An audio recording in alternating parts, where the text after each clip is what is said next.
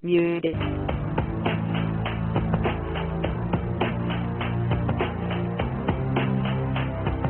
Money, Banking, and Trust by Moving Titles in Commerce. Featuring NTT, New Trust Technology.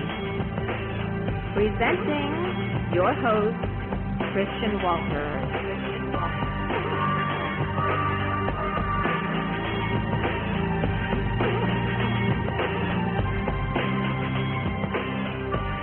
This conference is now being recorded.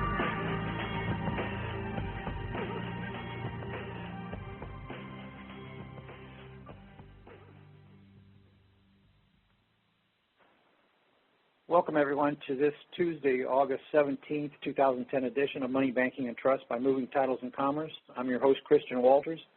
Welcome to NTT as New Trust Technology, and we'll do the disclaimer next. Take notice and acknowledgement with agreement that this show and or documents is private and not to be construed or relied upon as being legal advice for an individual legal situation or implored for making a legal decision.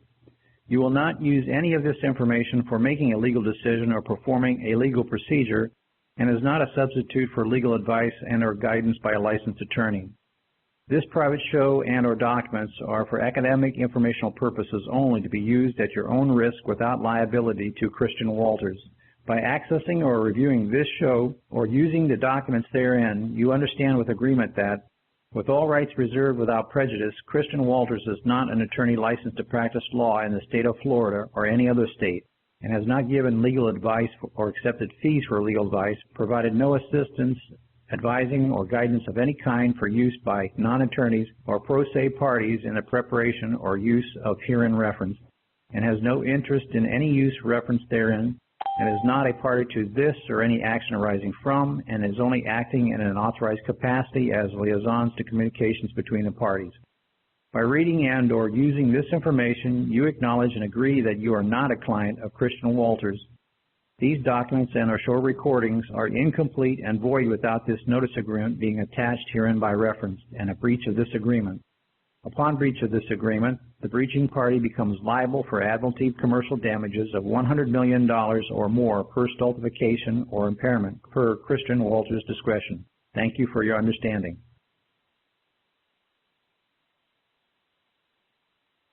Again, welcome everyone to this Tuesday edition of NTT, New Trust Technology. We're going to go directly to the Q&A session started. So press *6, *1 to raise your hand and get in the queue line. And when you're unmuted, state your name and where you're from. Press *6, *1. *6, *1 to get in the queue line.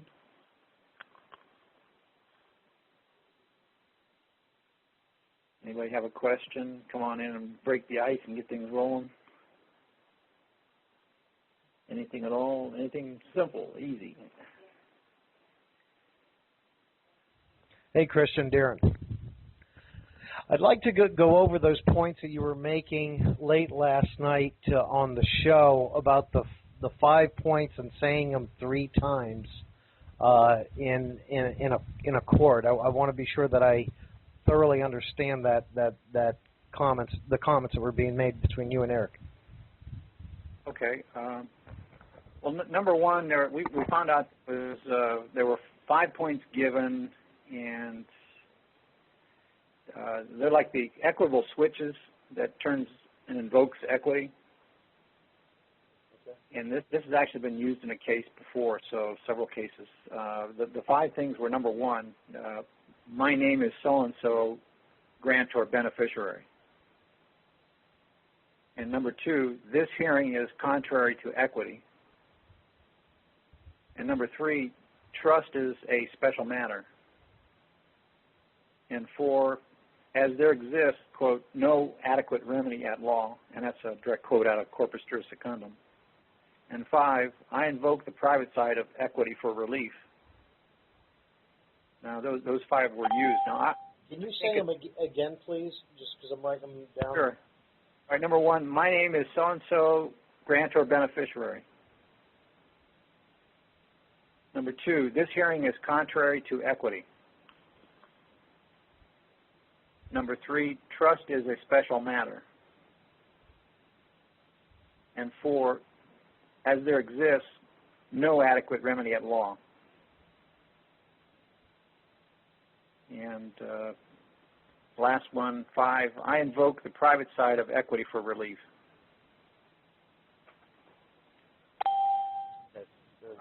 I would imagine out of those 5, the 3 most important is probably number 1, where my name so-and-so is grantor beneficiary. And 3, trust is a special matter because everybody's got in their local court rules, there's pleading special matters. And special matters, that's where trust is. So trust is a special matter. And the 4th one, there exists no adequate remedy at law. That was a big one in fact, that was the primary one in Book 30A of Corpus Juris Secundum when we were talking about equity. Equity was Book 30A, and it stressed no adequate remedy at law. Okay. Those 3 are the essential 3. And the other 2, this hearing is contrary to equity, and I invoke the private side of equity for relief. I think they kind of reinforce those 3. But is there a significance of saying it 3 times? Well, no.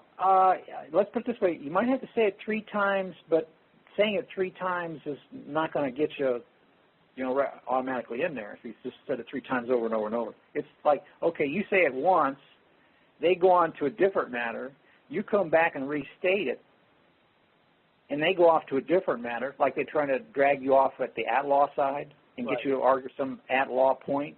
Mm-hmm. And then you come back for the 3rd time, and you could say, well, this is the 3rd time I'm restating this.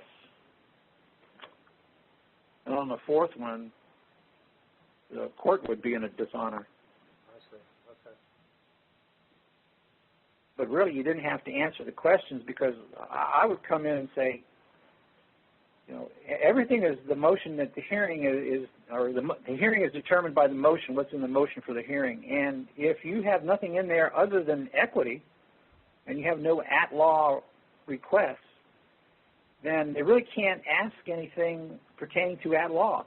And if they do, I would say, where's that in the 4 corners of the pleading here? That's outside the pleading, and we can't talk about that in this matter here at this hearing.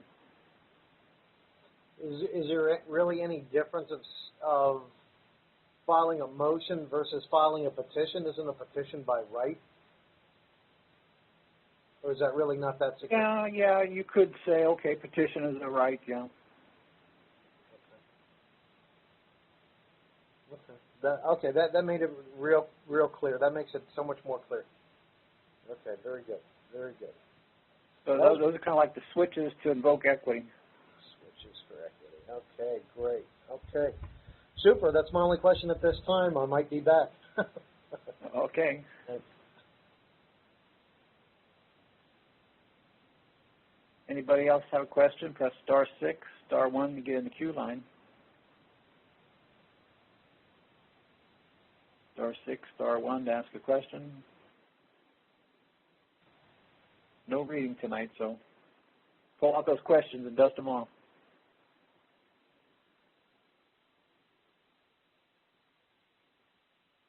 Anybody? *6, *1.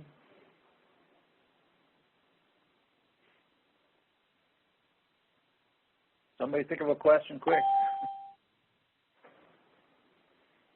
Press *6, *1. Don't be bashful.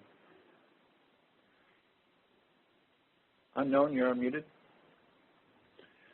If you'd like to ask a question, please press 1 to add yourself to the queue. Otherwise, your request has been received. You guys get in late into the night. Try a new strategy, eh? I was thinking about something you were saying. I think I was sort of catching on to something you were saying the other night. Maybe it was yesterday or not. And there's something I read a reference from what you guys were talking about, and it's the idea that distribution was a form of merging or terminating the trust. Is that, did I hear that right? Yeah. let me see where that was. That was, where was that? Distribution was really withdrawal. It was in, what were we reading? Well, just don't have to get the exact quote. You can look it up while you're doing that. But the general idea, the reason why I'm asking was because I was working on a document, and one of the things somebody did was they asked for if there's any remaining proceeds to forward them and distribute them to the beneficiary, which they did. Now, in that case, it was pretty simple. It was like a CRA, which is a Canada Revenue Agency liability. So, you know, they did want to get it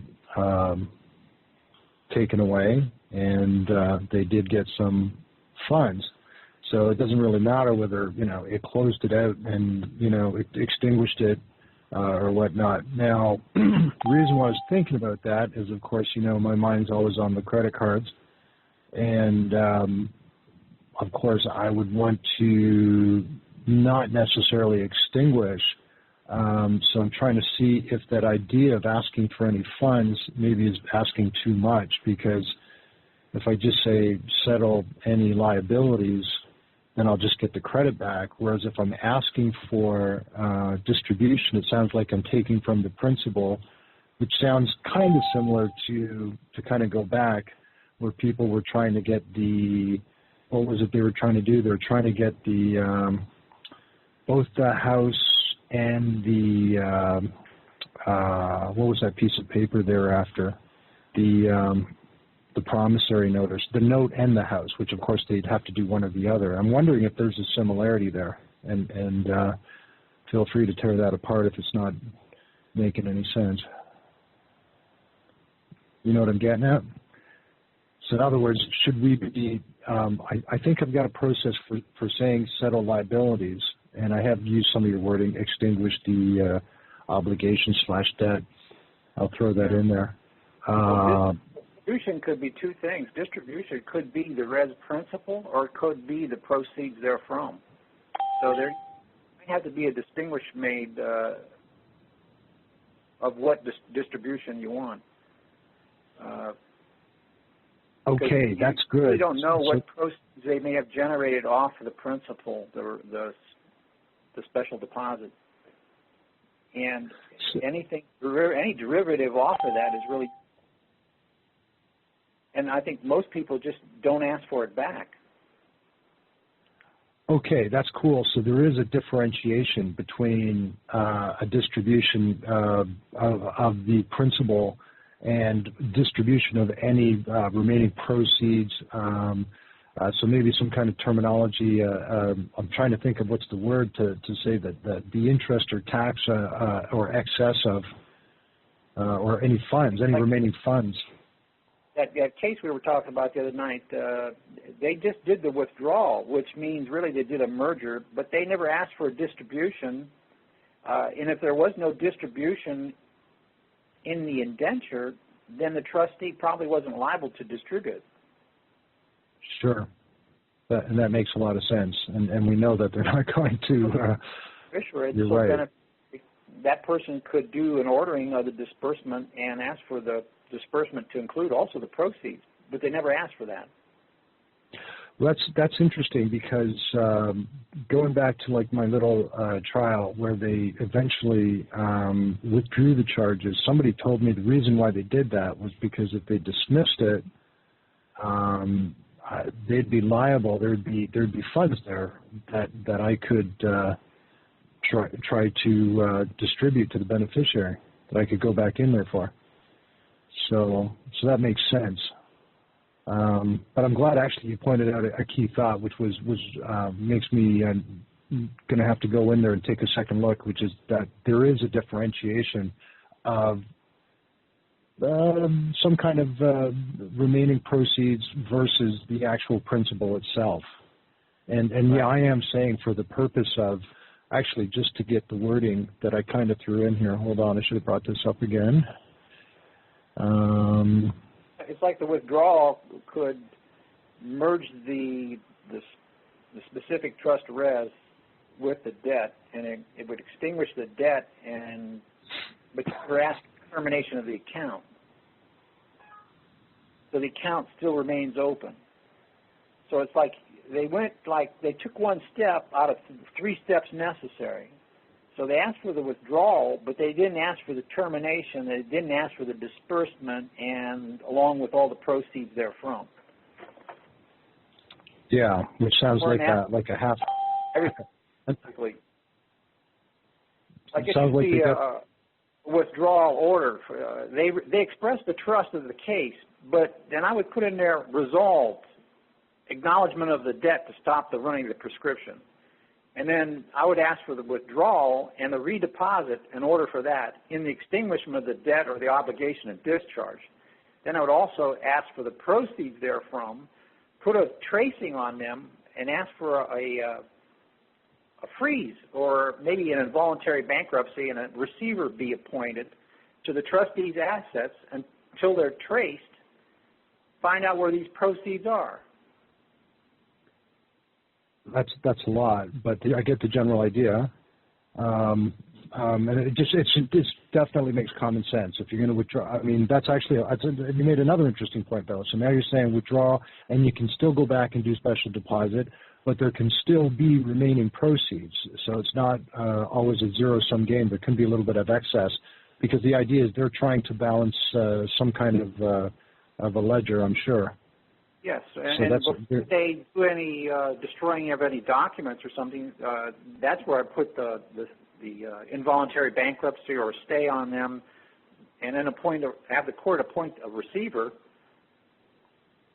freeze his assets, and so that they don't do any, spoilage, get rid of the documents so they can't trace it, and then I would appoint the receiver to do the tracing. I've heard of people. Because you're going to find out where they assign the QSIP numbers on your bid bond, performance bond, payment bonds, and then track those down by the QSIP numbers that they've assigned. Oh, that's huge. That's pretty. That's the pot of gold at the end of the rainbow, no doubt. What you've done, according to the public side, would be an 8-507 under UCC, which was an entitlement order ordering all the proceeds back. And I don't know if we've gone over 8-507 on some previous shows, but I'll just pull it out. It's a debtor creditor thing, but anyway.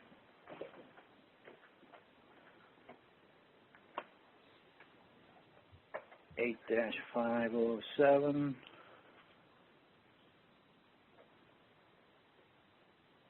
That's duty of securities intermediary to comply with an entitlement order. And under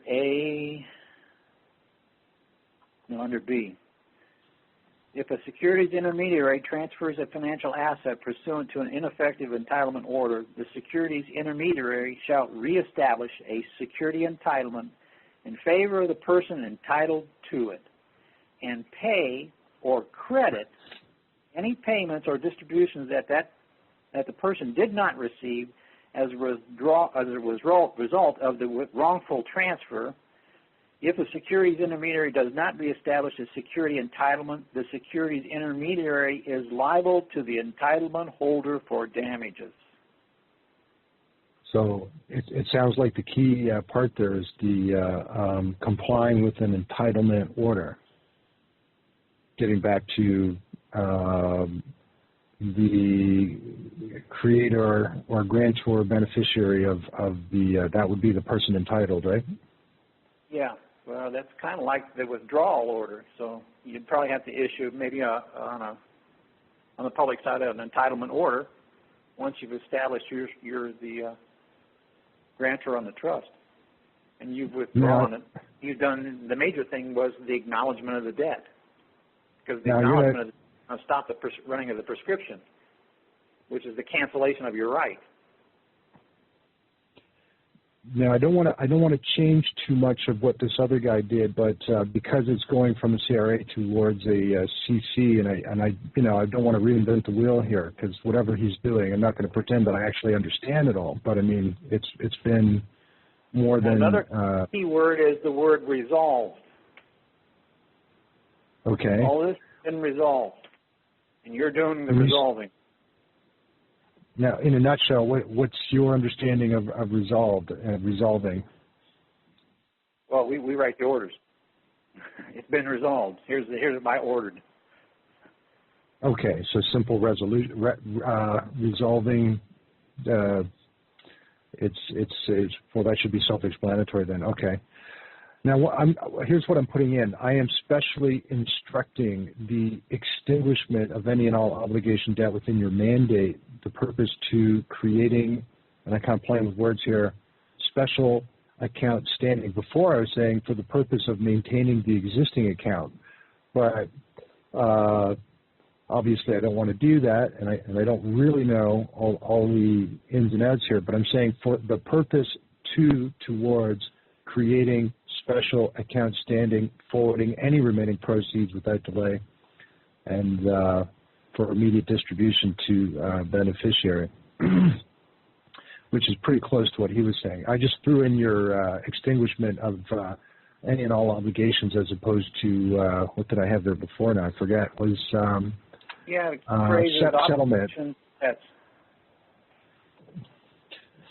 So instead of saying settlement of public liabilities, extinguishment of obligations is again just using more of that terminology, right? Yeah, but anytime you put obligations, you've got to follow it with the other one. It's debts. Obligations are debts. You got to, you want to say because I did put obligations / debt. Does that work? Oh, yeah, that would work. Yeah.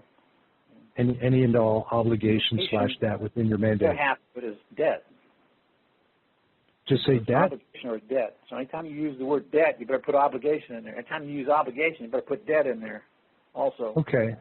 So treat it like one phrase type item. Obligations and debt. Obligations or debt. Yeah, I want to extinguish all obligations and all debts. Yeah, I'll put any and all obligations / debt within your mandate. Yeah, so resolution under Black's Law 8, parliamentary law, a main motion that formally expresses its dissent, will, or action of a deliberative assembly, especially a legislative body. A resolution is a highly formal kind of main motion, often containing a preamble, and one or more resolving clauses in the form of, quote, resolve that, ... or be it resolved. So it's like an order. Yes. From that has the connotation that is coming from some kind of authority as well. Once you've established and claimed the trust and proved the trust, you've got that authority. Yeah. So it would fit. It would fit with our instruction or our commands or our with the withdrawal and redeposit special, changing the venue from general to special, or from public to private. That would be considered a got the ability to resolve these matters just by say-so alone. And that's what happens when they just put in a notice of withdrawal in that case, and that case closed down. Just with that alone in there. That was pretty interesting. Somebody just put a notice of withdrawal. I did catch that. Notice of withdrawal only, and plaintiff's case went bye-bye. Just like that. That's powerful. Like, I mean, that doesn't need to be messed up. Just accept it for what it is, and remember that, and keep that in your pocket then. All right. Around mechanisms, what forced it closed, that's the thing, and it's really an understanding of equity, and on the private side, in relation to the general. And then going the next step farther, other than just because the account was not closed, it might have been closed, but it was not terminated. Let's put it that way. It closed. It probably did the adjustment for the extinguishment of the debt, but the account was still open, and the proceeds were. So they only got part of the bite of the apple. They didn't get the whole apple. In the case where it's a lot simpler, where you just want to completely close the account out, because we don't have to guess how to. No, a closed account is not terminated account. A a closed account is still open for additional set-offs and adjustments. Look up the definition of closed account in Black's Law. A closed account remains open for adjustments and set-offs. And adjustments are extinguishment. So you got an option there. You want the adjustments, which is the extinguishment, or do you want the set-off? No, I don't want the set-off. I want the extinguishment. And that doesn't close the account because it's still open for additional adjustments and set-offs. Okay, now, that's a what I great want to do thing. is I want to terminate the account after I've extinguished it. Well, hold on. That's an interesting thing right there. That's kind of cool because that has always been nagging. I hope any thinking people about. I knew that these guys who were talking about accepted for value were not having a complete thing, and at the time, the going thing was to say, oh, if you want to just clear the account or any debits or whatever, just say settle. And if you want to close it, settle and close. And I just had that feeling it wasn't that accurate. And now that actually ties in with account, and it's still open. Right. Closes more of a term of just basically like settling some kind of imbalance. The debtor-creditor term. It's still on the public side, even though the account. If the account is supposed to be paid and get terminated, then you would have to pay something to terminate it with. And since there's no money over there, you can't pay or close or terminate any account. That's why the account goes on the public side. You can't make a payment, terminate them. This is kind of interesting then. The whole idea of terminating an account, banks close accounts all the time, but we know there was a truth to that they were still going and they were still using it because in truth, a termination of an account is a serious business, and it seems like that takes you right into the whole trust aspect of things. If you want to do a quote-unquote true termination of an account, which is, I think, is that what you're getting at here? Paid with an equitable. It's got to be done by trust. Exactly. So, and that makes a lot of sense too, doesn't it? That makes a lot of sense because it protects the account, even though technically they're taking it away from us and using it behind our backs, no doubt. That's probably, I'm sure, what's going on. That's cool. I just felt like I got an insight there because I was never ever satisfied with this settlement versus settlement and closure. Now you just kind of brought all that into a whole different. That's cool. Now here's something else. I want to kind of touch on something else. I'm quite generalist with my questions here. You say we have to be very careful about not commingling. So now that I'm playing around with these accounts and these companies, and I'm getting little results, I'm tinkering. I'm having a lot of fun. Gotta have an agent. Gotta have an agent. Well, I am the agent. No, you're not. I'm not? How do you mean I got to have an agent? The agent is got to be independent from you so that it is not associated with you. You will be commingling it. So in the case of various, let's say, bank accounts and credit accounts, can the agent be the people we are holding the trust to when we instruct them? It could be, yeah, as long as you get some kind of broker or agent for the transaction. Because to go after the procedure yourself, you would be probably commingling it. So you need probably an agent. But I think we're in a way it's built in then that we're kind of protected because they've already got the res, they've already got the piece of paper with the signature. We can only act through them again. Which is kind of the agent you want to use. Sorry? Who's the agent you want to use? I don't really care as long as they do what I'm instructing. The IRS. Okay. So, wait a minute. Where are you going with that? In the normal, let's see. Where are you going with that? I'm thinking that kind of reminds me, I don't know, the first thing that's coming to my mind is IRS or some other agency keeps you at arm's length so that you're not in this transaction at all, or this exchange, and you can't be made culpable for any breaching or commingling of any funds because they're going to get you. Would that be just consistent with letting them know the various processes you're doing? Like that is kind of what we do sometimes. We send out something. Actually, we form, I believe, we went over it before, and also on publication 512 from the IRS, or 515, excuse me. Well, that'd be for you guys. But the general idea, though, there also. Are you asking them to actually, like, I mean, in the normal process that we're doing here, right? We're taking accounts, we're claiming them, we're doing withdrawals of general deposits, we're making notice of redeposit to special deposit. We're instructing, which I'm becoming aware of, the idea of any remaining proceeds, please forward, to the the beneficiary. Just as far as to identify maybe what those bonds were, maybe QSEP number-wise, maybe how much the value is, and then give the IRS the proposal, hey, go collect these funds for me, and I'll give you a certain percentage, usually probably 30% to collect them.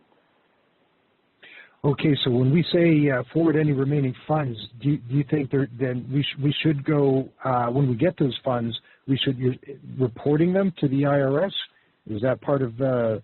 Yes, because under the U.S. Attorney's Manual, all agencies got to comport to the IRS records. So you got to get the IRS records set so that you claim them, and now you can instruct them to go after them for you.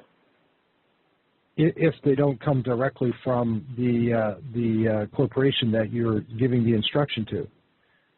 I'm thinking, like, for example, I would give the IRS the power of attorney to write the entitlement order. That way I'm not, and they're going and operating in the public because they're designed to operate in the public. And I don't have anything to do with that because I'm private.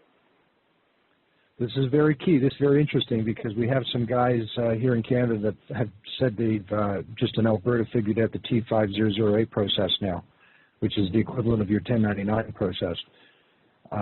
He says he's got it figured out. It works without a hitch now. We just got to get him over here in Ontario.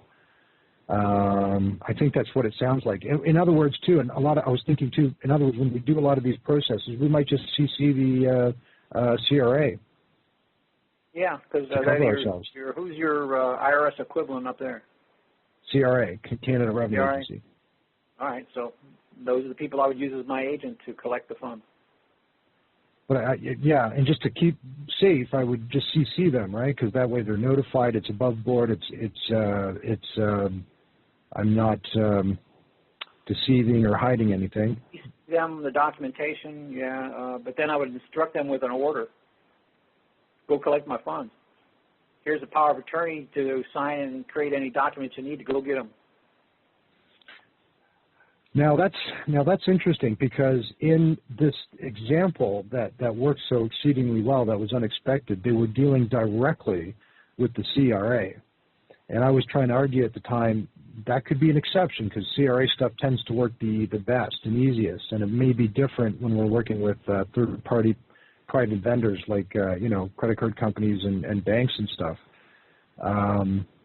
So you bring an interesting point. So you're touching on the idea that we should be careful if we're asking say like a Visa or a bank or line of credit account, we should be careful when we're asking them to forward any remaining proceeds.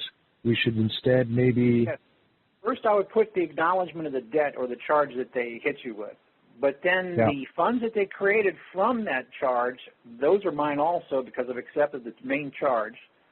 And I've turned it all into res, and those proceeds generated off of that, then those are mine also, but then careful about how you go about collecting those because I do not want to go after them myself, otherwise I will breach the trust by commingling.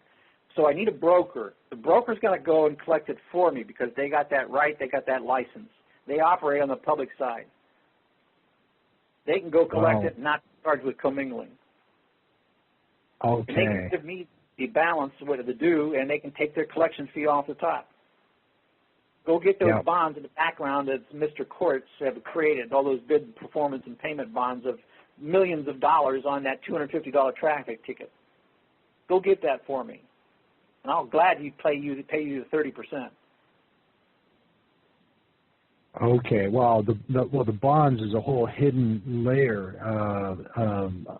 I guess part of the iceberg, under the water. Okay, how about just the account staying to the level of an account itself, where you're extinguishing the funds, and we have a model that we know that when we extinguish those funds, that there's some funds left over, sort of from the image in the mirror, so to speak. I don't know if you understand what I'm saying there, but that's kind of what's happening.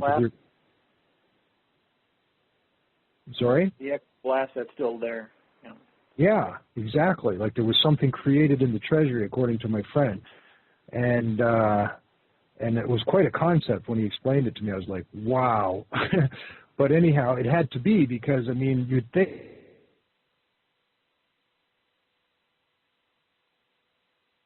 Did we lose him? Still there? We can't hear you. We lost your vocal, your audio's. You're not coming through on the audio. Okay. Terry? Unmuted.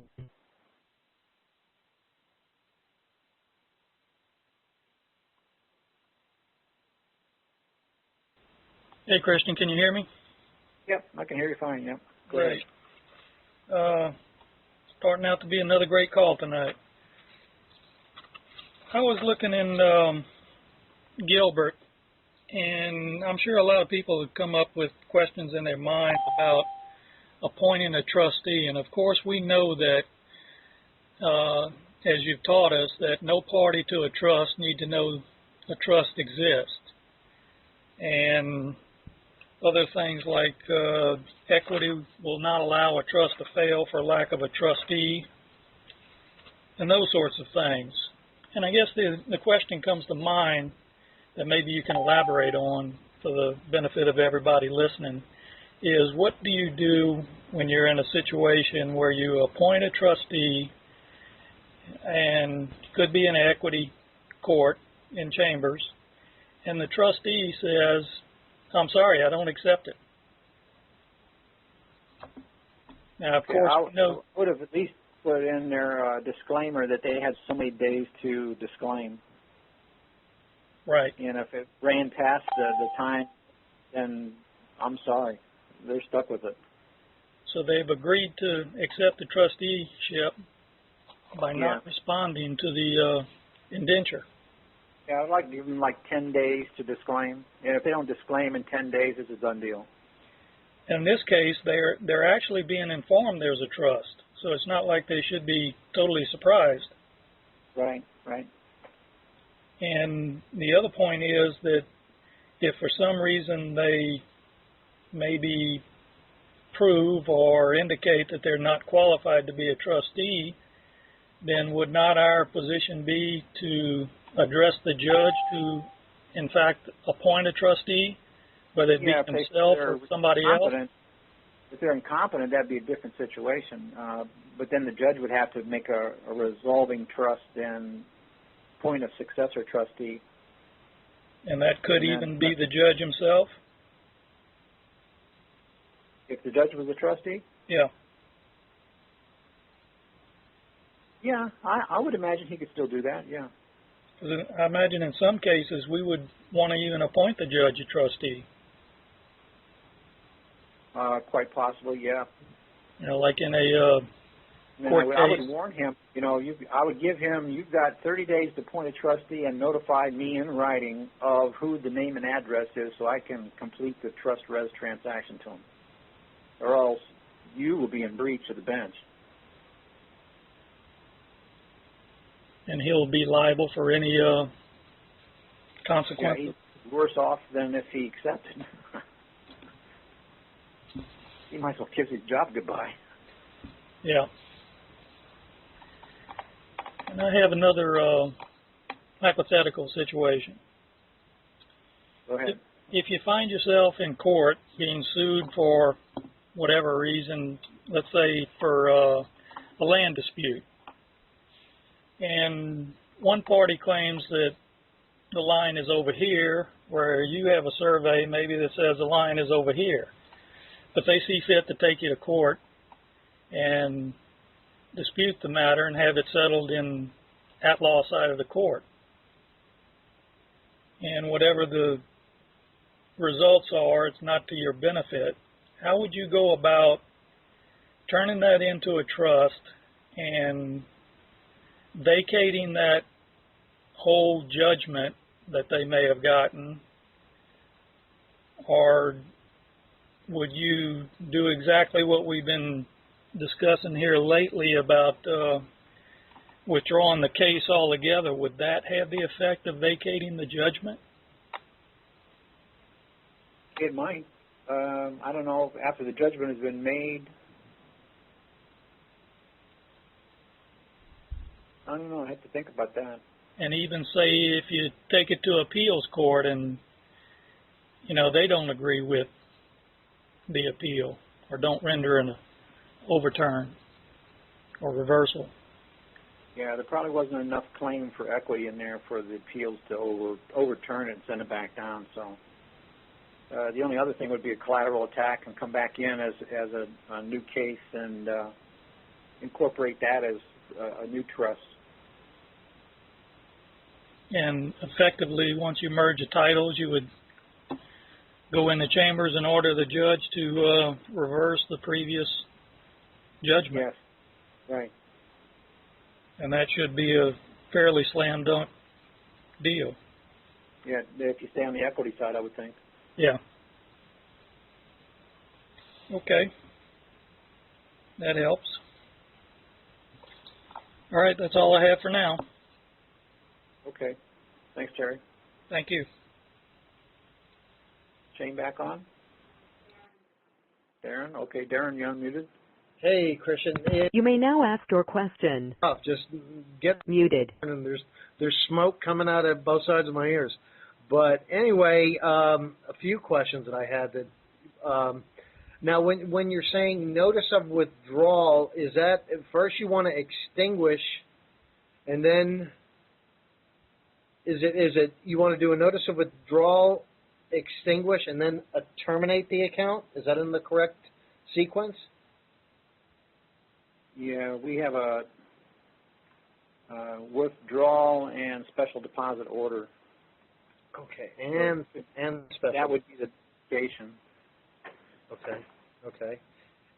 And would you need a trustee on that too, like you were talking about? Called a wart. Say again? W-O-R-T. Wart. Yep. Oh, ward. Okay.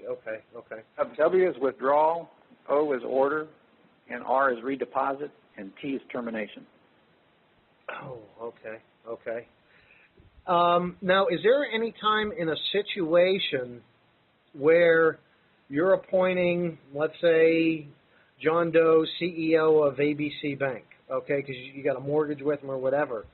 Is there a way that once you have everything set up and you send him the indenture along with the UCC-1s, can he reject being the trustee even though there is a business relationship already previously established? What was the last comment again? Previously established what? Can he decline the trustee position if you're appointing that person trustee because there's already been a business relationship established? He can disclaim for any reason, but I would put the disclaimer in there that they've only got so many days to disclaim. That if they choose, run past that date, then it's a done deal. Okay. There's no disclaiming after that date. You've waived the right to disclaim. Right, kind of like an acquiescence. Yeah. Now that will also include, if you choose to disclose, give me back all trust res. Oh, so this they can't do. Right. So then, and that's everything that's included in the indenture that you're asking them for, yeah. right? To disclaim, you must return trust res. Oh boy, wait, to disclaim. You got them between a rock and a hard spot no matter which way they go. You're in a win-win situation under control under NTT and trust. Claim and return. And back out, go forward. That's a done deal. Ah, yeah, I could see that. Wow. It's like bend over. Okay. If they don't return trust res because they've disclaimed, their actions still override. They're still holding trust res, and that means they are acting as trustee. Oh, actions speak louder. And if I ordered it back and they don't return it, then they would be in breach of trust. Or if they didn't follow the instructions in the indenture, they would be in breach of trust. Either way, you got them. Right. Excellent. One other question. When you're doing an indenture, let's say like the guy was saying, someone is suing you. If someone's suing you and you're setting everything up and you're putting in your indenture, which is kind of like your agreement of how they are to perform, can you include, even though I don't want to use the word pay, but if you're saying is that, if let's say someone is trying to sue you on a statutory issue, and you say if you fail to produce a damaged or injured party with the burden of proof, that you agree to be liable for $100,000. Can you do something like that, or is that mixing the two? That's better credit. I would do an NTT process on it. I would I don't want to say accept. I'm going to express the trust and how am I going to? I've got the words to use here now. Got a mental block. It's just the medication. I don't want to use acceptance because I'm not accepting their offer. I'm expressing their offer to be a trust. There we go. Okay. And I would do the regular NTT stuff with it. Okay.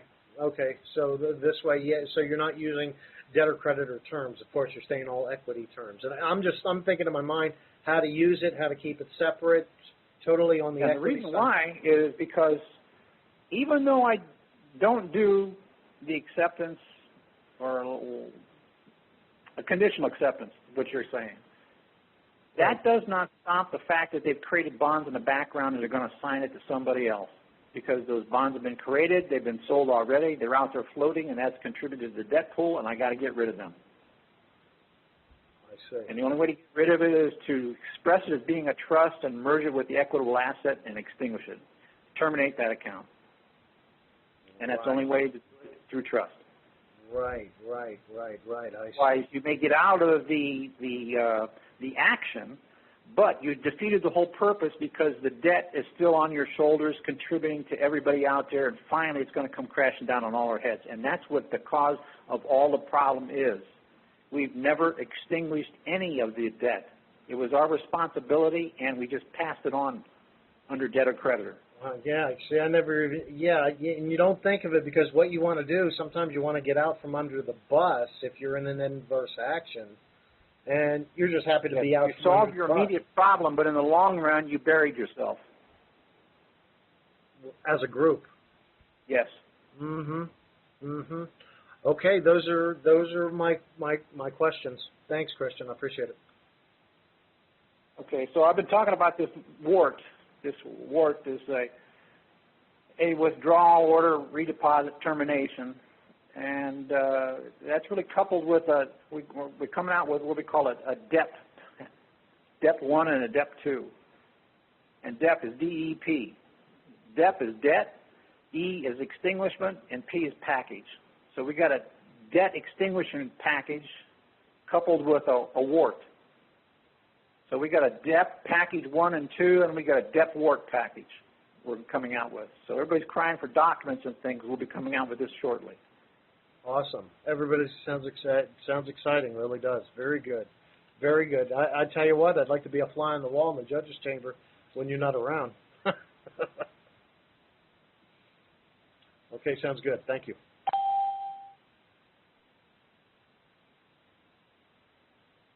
Jeff, you're unmuted. Hey, good evening, Christian. Thanks for taking my call. Hey, so a couple questions I had. A lot of this, the debt is because of, wouldn't you say the House Joint Resolution 192? Everything's just discharged. We really never had any way to extinguish. We didn't know that we could extinguish them. Everything has been set up to only be discharged anyways. That's how the whole system was set up now No, it has. since 1933. If you Excuse me? the House Joint Resolution 92, that's just a valve, a two-way valve. There's both extinguishers in there and on a private side. But it depends which way you switch to. Because they basically say it's against public policy to pay a debt except for to discharge. Well, that's making reference to something else. Oh. Public policy is the at-law side. Got it. So that's not, there's no equitable concepts in there. That's just public policy. Yeah. Got it. And then some of this CUSEP stuff you were talking about, basically we have to do a tracing to find the trail, basically an audit trail. First you do a tracing, do an audit trail to actually, which would be a motion for discovery. And are you going to, for example, let's say there's a CUSEP number that's going to identify the actual case that's turned into a security. That instrument is a debt security being traded by, let's say, Fidelity, for example. Would you like subpoena the actual agent, you think, to get to the bottom of the tracing, to get to the, the audit trail? Put all on to the agency that's going to do the collection. Let them do all that legwork and stuff. Back to the IRS. Let them use up their 30% collection fee towards something, and leave me out of it. Right. I'm not going to come there and commingle and breach my own trust by giving them too much stuff. Stay on the private side. Let them go out there and do the public side work. Sure, that makes sense. So that's really not even a motion for discovery. That's basically once you've figured out what the CUSEP number is, you just assign the IRS to go do the tracing and the audit trail. Yeah. And how would you do that? Via a private letter, or in what way would you put them on that? We're working on that, so we're working on that. So you would never make a motion. Private letter rogatory, get them in a private confidential agreement, and giving them an order with an instruction. You'd have to have an agent though, like a specific trustee at the IRS to go and do that work for you. Yeah, they'll probably sign one. Yeah. Because it's a taxable event, and they're not getting it. To prove that, so you may have to do some OID forms or something. Yeah, that's what I was wondering. There's going to have to be some kind of proof there. Just getting a CUSEP number is not enough to prove anything. Yes, it would be, but prima facie evidence, in fact, a little more, because now you got a known account with a known amount, and where did it go? Yeah. Well, could you depose an agent? One of the, a CUSEP agent for whatever security it's being traded under? Well, it's the accounting division of the court. Whoever's in the head dog there. Yeah. He's the one who signs the CUSEP numbers. Huh. Yeah, I'm just trying to figure out how you get to the bottom of all that. It's such a rabbit hole, It's fascinating. I wonder how many people have had success doing that. I'll go back to read that. I could build a prima facie case for the bonds, and then have the IRS go knocking on the court's door and say, "Hey, what's the CUSEP numbers on these bonds?" And what are they going to say to the IRS? We don't know. Good luck, right? We want to check your books out now. Well, you would think the IRS must know that this is going on. They do know what's going on. They've got to know. I wouldn't doubt it, but trouble is you never make the claim. Right. Makes sense. So we're allowing it. We're by our acquiescence, we're acknowledging the attorney's manual says that your file in the IMF must comport to all other agencies out there. And it does, until you make a claim by putting the right forms in there and telling the IRS, go collect my money for me. Yeah. And what no evidence created until you create it. Same thing about expressing the trust. There is no trust until you express it in the public, although it exists in private. Yes. So those IMF files, you're basically come in and prove it. Yeah. So when you refer to those IMF files, you're referring to like the SS5 and the actual card once you receive them. Is there any other files you're referring to in the IMF? No, 1099s. The 1099s. Oh, okay. Got it. How do you create records in the IRS? Fill out forms. IRS forms, yeah. Yes. So the 1099, not the OID, or the OID, the original issue discount? Oh, that's about as far as I'm going. The 1099 series. Check into those and do some studying on them. Got it. No problem. Okay. I appreciate that. Definitely. But let's get to the point where we can express a trust and prove a trust first. Let's get that, because if you stumble on that point alone, you're dead. Yeah, all the other stuff is useless. Got it. You're just a typical debtor on the public side and has no rights, and you're Mr. Slave Dog. Right. So, for example, when that guy brought up earlier, well, if the trustee is disclaiming, well, obviously there's a resulting trust, and you would want to give them notice. That was where you would probably do an administrative proceeding, basically giving them notice of breach and then potentially breach of trust. To who? To the trustee who was disclaiming. Well, if he disclaimed and he was doing it properly, I couldn't do that. The resulting trust forms, and now he must appoint a successor trustee. What do you do in that? Excuse me? What do you do in that case? Well, you're like, okay, I accept your disclaiming of the appointment as trustee, but just let me know who you're going to appoint as a successor trustee. Give me his name, phone number, and address within the next 10 days, and everything's fine. I accept. Or, right, I grant you 10 days to... Well, no, by the way, since you're disclaiming, give me trust res back. Right. Which in a court case would be the actual... If they don't, then what? Then they're in breach of trust. Yeah. And in a court case, you've claimed the case, so the actual charging instrument with the wedding signature would be the trust res in particular you'd be asking for back, which they could never give you because that would end the case completely. Yeah, they could. The banks and the credit cards and that, they won't give you the original trust res back because they probably don't have it. It's been sold. It's gone. Oh. And some other trust. Yeah. Just probably in Costa Rica or Puerto Rico, I mean. Okay. All right. Well, that answers some of my questions. Thanks very much. Yeah, if they can't give you the trust res back from the bank, then they're obviously holding trust res and operating as a trustee. And then you could order the trust res back formally, and if they don't give you the trust res back, then breach in trust. Or you could get them for the breach of the trust, being the indenture instructions that they didn't complete, being trustee. So either way, you got them either way. Yeah. And in a court case, what it would be, say you appoint a prosecutor or a judge as trustee and they disclaim, what would be a proper way, one, for them to disclaim by giving the trust res back, which they can't do? Well, then if they can't give the trust res back, then they are the trustee. So, yeah, so they really can't disclaim. A judge really can't disclaim the appointment because that would be them taking the actual case file, the actual matrix indictment or complaint, and taking it out of the file. Then they have no case. Correct. So it's impossible for them to give trust res back. Well, they could. Yeah. Withdraw the case and give it to you back. Yeah, I guess so.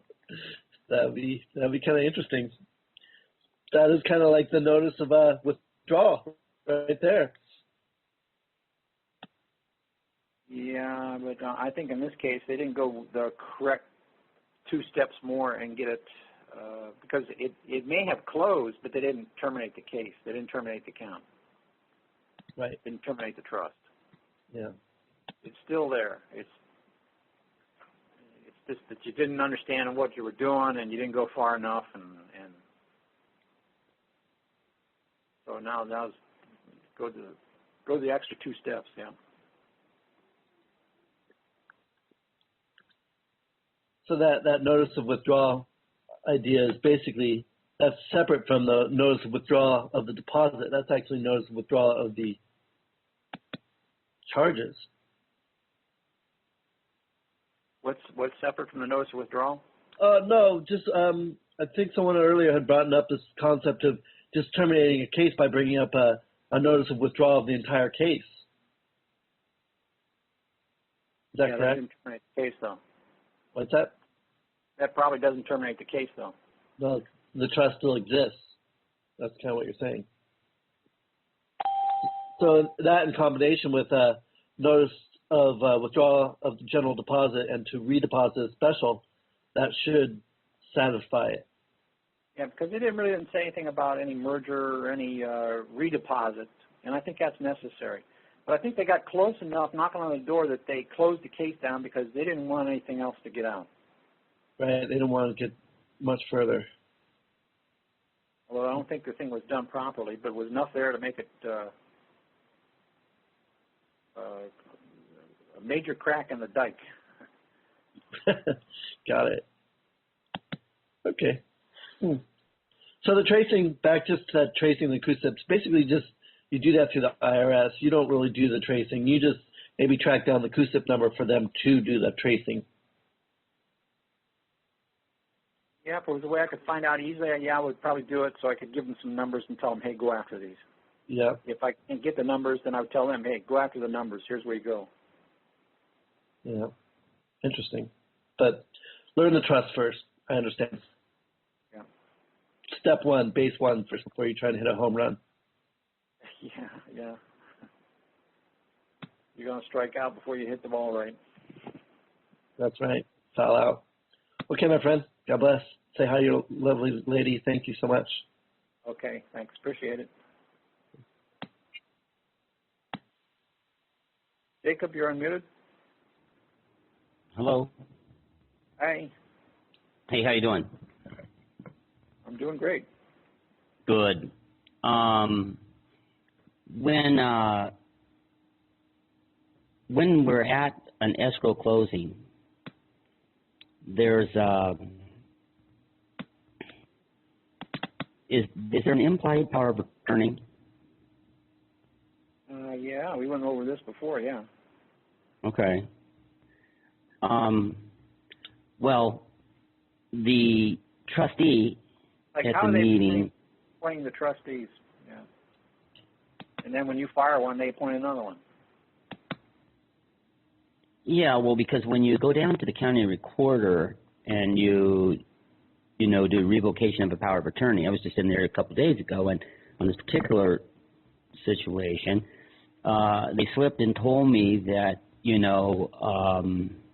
that as long as you identify the trustee that you're revoking, they'll go ahead and accept it. So the situation is on one hand, you could have an attorney in fact trustee who's the bulldog, and then they'll either accept that because that's on one of their documents that the other party filed, okay? But then what about the implied trustee where there's never actually a recorded appointment?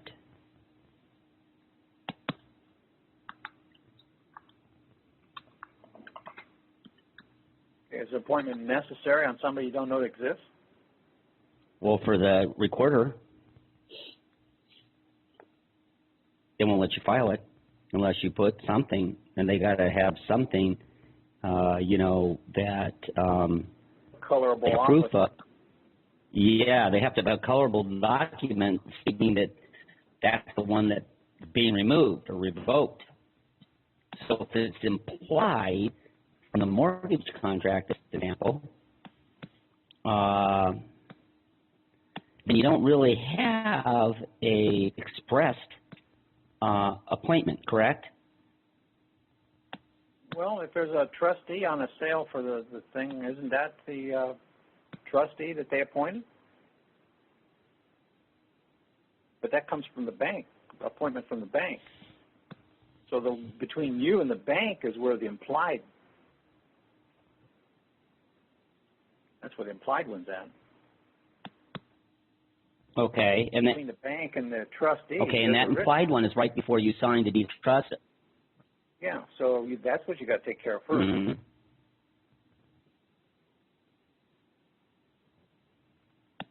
Well, because if you, I'm revoking all implied express powers of attorney, between me and you. Period. Done deal.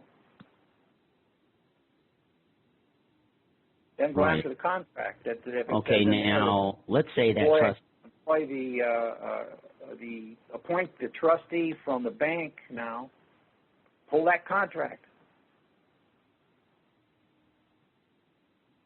Revoke that one. Right. The mortgage contract. Mm-hmm. Two okay. Now. Okay, so this is foundational for the question, which would be, now that the trustee is in the in the escrow closing, he gives the trust res a day to the bank. Doesn't he? Yeah, because the trustee is supposed to disperse funds, and who's he supposed to disperse funds to? Beneficiary. Beneficiary. Who's the beneficiary? Which is the bank in this case. So he's. So they did everything according to Hoyle. Well, the alleged lender, let's say, lender of record, whatever you want to call it. My question is, if that trustee is giving the trust res to the beneficiary on the day of escrow, then he has trust res. Your device is screwing up your voice all along. Oh gosh, I'm trying to get a better one so I don't get any feedback, and it's not working too good. The trustee, let's say that. Can you hear me?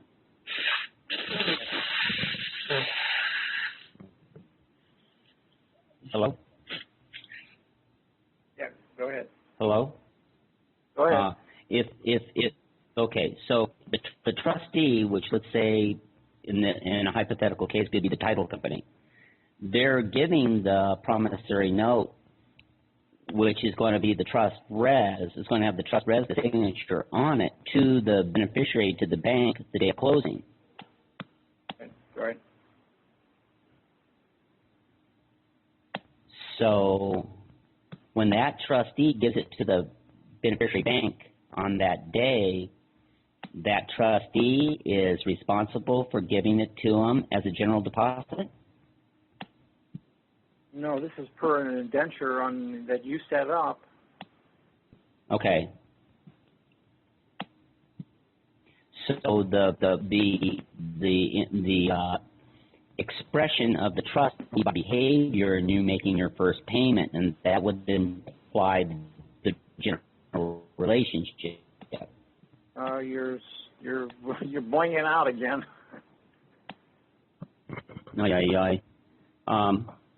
Let me try a different microphone.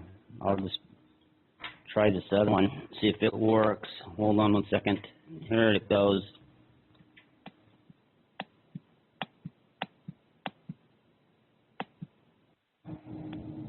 Is that better? That might be a little worse. Say again, though. Okay, hold on. Get the microphone closer to me. Is that better? Yeah, go ahead. We can get this on. Okay.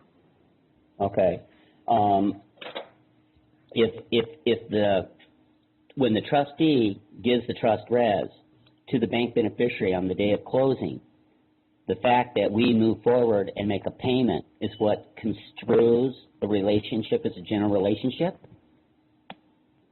Yeah, I would say so. That you're acting under the general contract, yeah. Okay, and so then we have a general deposit that needs to be withdrawn accordingly. Yes. Okay. Okay. If the beneficiary has the trust res and they don't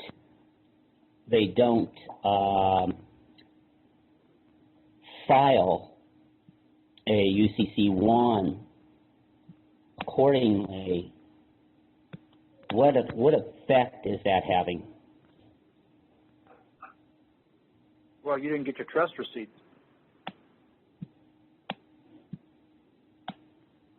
Okay.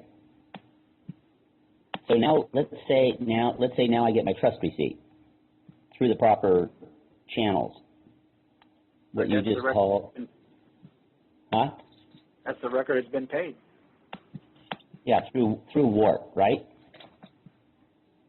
I'll say that again. I couldn't hear you. Through WART, through W-O-R-T, WART. Let's see. Well, it depends who does the filing there. Now, if they did the filing, which they probably never do, never will. I mean, you could go out there and just file it yourself. Do the same thing. And then you're the party holding the trust res, the trust property, the trust. Well, then you can make a trust receipt. You're saying that would, or part of the process, the trust receipt would come into play. Okay, now they passed it on. They sold it. They got paid. The trouble is, they didn't give the money back to you. They kept the money. So your enforcement is going to be your trust receipt then, right? Or using the trust receipt. Yeah, that's my record of a payment, and if I didn't get paid, then... Took me over fine. I finally had to go to somebody's lawn and knock on their door. Oh, jeez. I went to Albertsons. I went to a flower store. I went to all the stands. They already closed. I went to a Circle K. I went to Walgreens.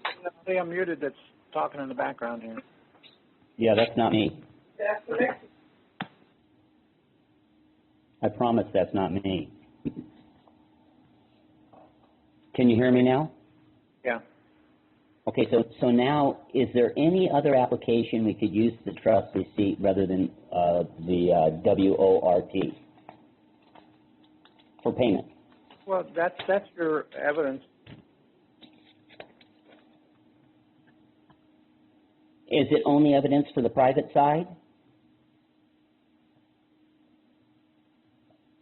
Well, it could be evidence on the public side, but I wouldn't want to be the one that was out there trying to collect on it, though.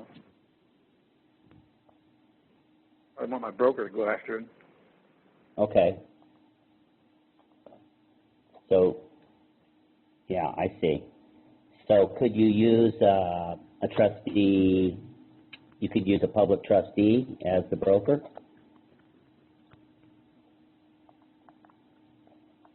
Well, who's a public trustee? That's, I mean, you could appoint anybody, but just appointing anybody. Yeah, it would be one that you. Well, it would be one that you appoint, somebody that had knowledge of how to trust receipt in public to make that. Yeah, right. It has to be somebody who knew what they were doing, or else I'd have to be able to tell them what to do. Right. Okay.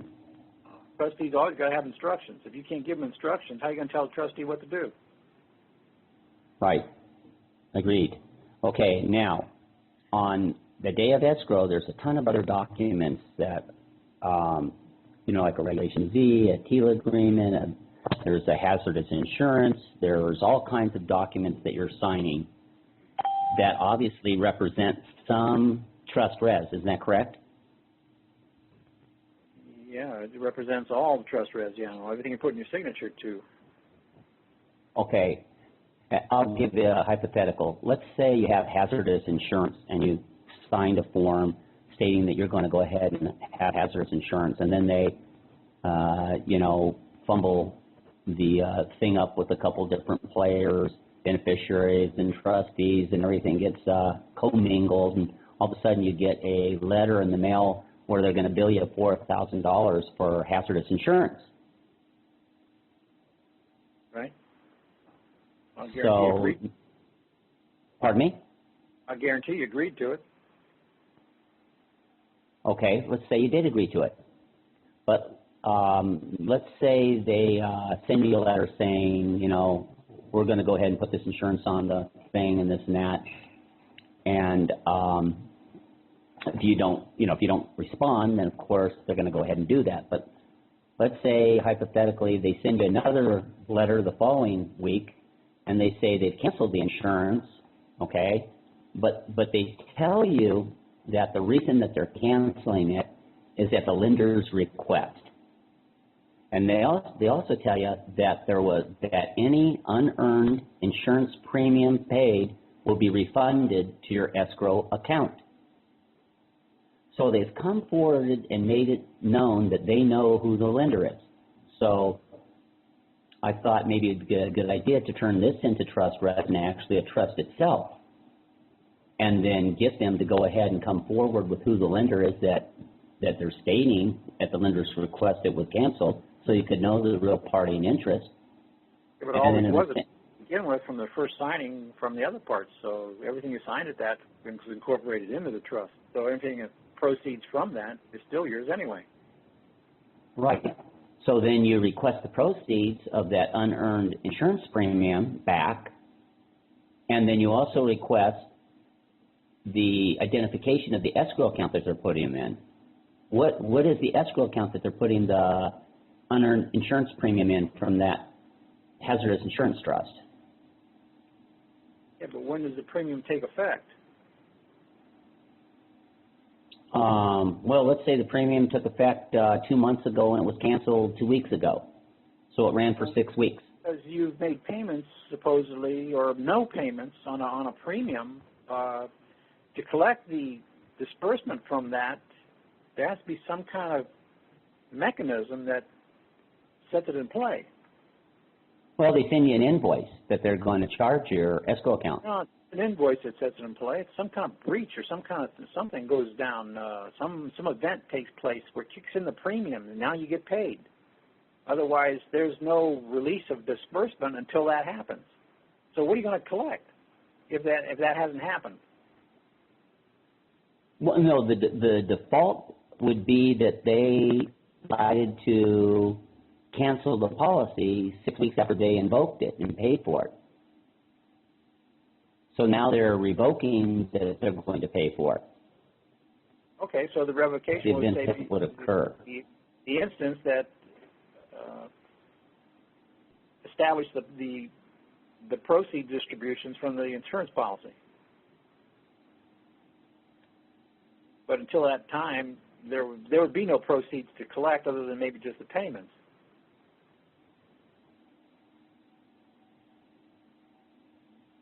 Okay, but if we're going to try, I mean, one of the keys was that you were talking about earlier is about tracing funds. And so anyway, you're like trying to go over there and get funds out of the public. No, when I need to be going and collecting the whole thing all at once, and I don't have to worry about each little stinking little thing about all these little slices in the pie. No, if I own the whole pie, what do I have to worry about some little dinky slice? Who cares about the insurance claim? Get the whole trust. No, I want to get the number. No, but I want to get the escrow account number they're talking about, is for the payments for you created it. You made the payment. You created the funds for it. It's all mine to begin with. What do I need to go out after for? I already got it. Reel it in. Well, that's what I would be trying to do, but I would need the escrow account number to get them an order. And here they said it's refunded to your escrow account, so I want to order them to give me the escrow account number so I can give them an order to refund those proceeds.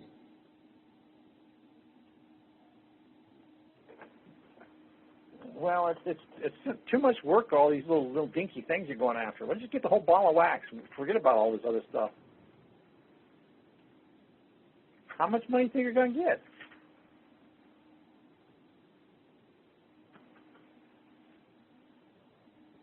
Well, I'm not after the money. I'm after them saying there's a lender, and I'm after them saying Too there's much an escrow engagement account, stuff and too when much the stuff- lender is, they gave them Too much stuff on the public side. Too much fooling around. Too much debt of creditor well, the stuff. court, I don't like playing that game so much. It's, you get caught in a never-ending slide. That rabbit hole goes nowhere. no, but aren't the It's private round and funds round and in the round. escrow account? Yeah, you're chasing a rabbit hole. It goes nowhere. Yeah, but there's an escrow account. Escrow account? Well, who the heck created all of it?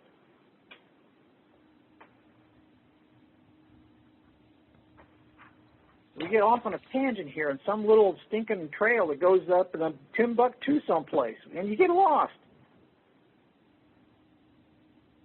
Okay. Yeah, let's go on.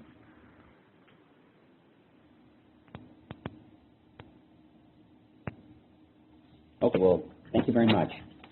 Thanks, Christian. All right.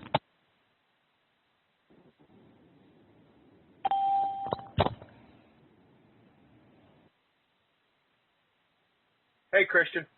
Hey, Eric. Hey, you got your book 90 handy? Huh? Got book 90 handy? Yeah, okay. Section 253, page 250? 280.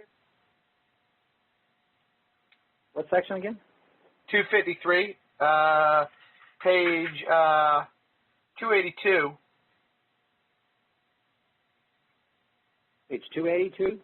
Yeah. Oh, I'm pretty sure. Let me make sure I go back for the reference here.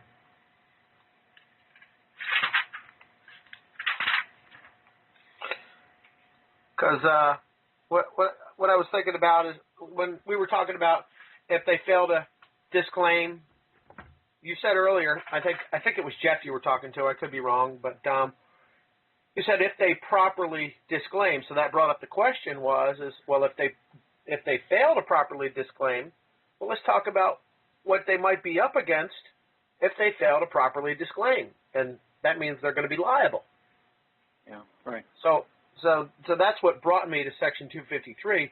But first, what I'd like to talk about is how does a trustee properly disclaim? What steps would someone go through to do that? I think that's explained in Gilbert's. Well, I got it right here. If you know where it is, I'll grab it and I'll read it for the group.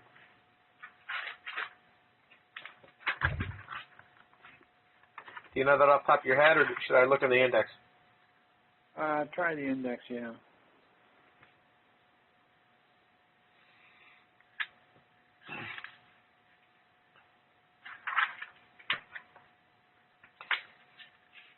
You think it's going to be under administration? Trust administration? Probably in the beginning. Probably in the beginning? Yeah, either that or under trustee's duties.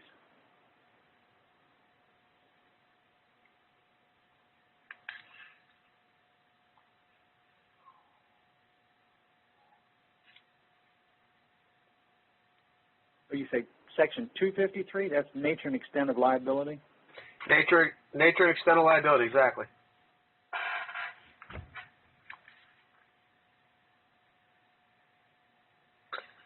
And are you sure that the information on properly disclaiming is in Gilbert's? Yeah, I know it is in there, yeah. Okay. I got it under duties of the trustee. Do you think it might be that? Could be, yeah. What we got is approach to trustee liability for acts of agents, comparison of trustee standard to skill, specific self-dealing rules. Oh, these are all charts. Hang on. Let me go to the actual section, 189.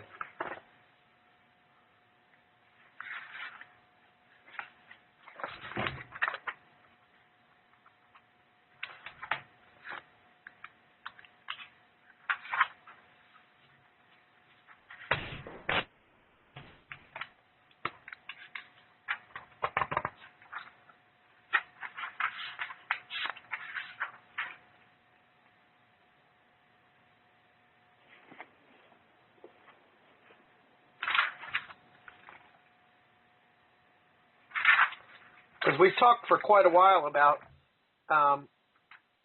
tossing the ball to the trustee, and then we've also talked quite a bit on if they were to disclaim, then a resolving trust would take place, but we've never actually examined the question of properly disclaiming.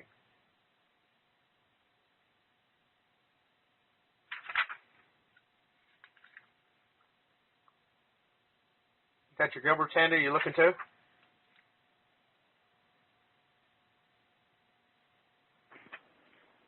Yeah, checking. Disclaimer 149, section 149. Section 149.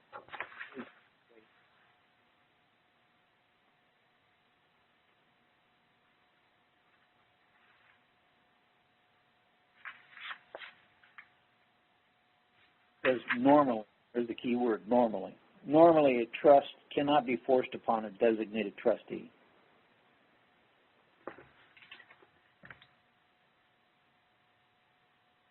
One who has not previously accepted a trust or contracted in advance to do so can disclaim and refuse appointment as trustee for any reason or for no reason whatsoever.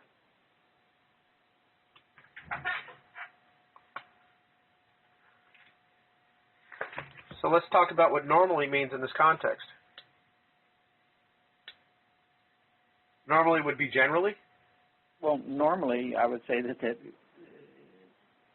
if you didn't put a disclaimer in when you gave them trust res saying that they had like 10 days to disclaim,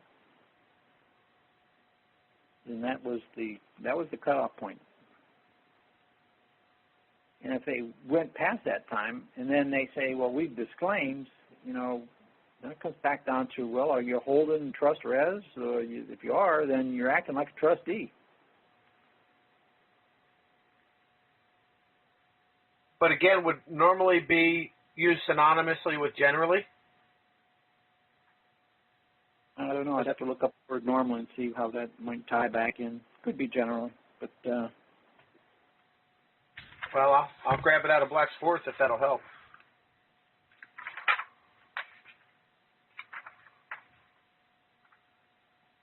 Because this might be one of our other major stumbling issues if we have somebody who wants to disclaim, but of course we know they're conducting themselves by their actions. Yeah, we're well aware of that. Resignation. So. Pardon? 150 is resignation. Okay. When having accepted appointment as trustee, a person cannot merely resign unless the trust instrument gives this power or unless the beneficiaries consent. Ordinarily, there it is, ordinarily now, a trustee can obtain an appropriate court order relieving him as trustee. Until then, he must carry out and perform all the various trust duties, and he remains personally liable for the consequences of any default.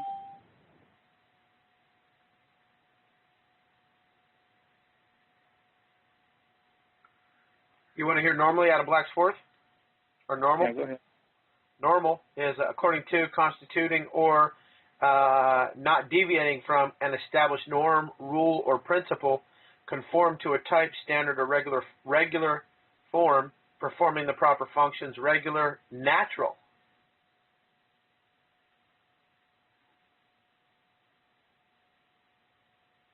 And normally, as a rule, regularly, according to rule, general, custom.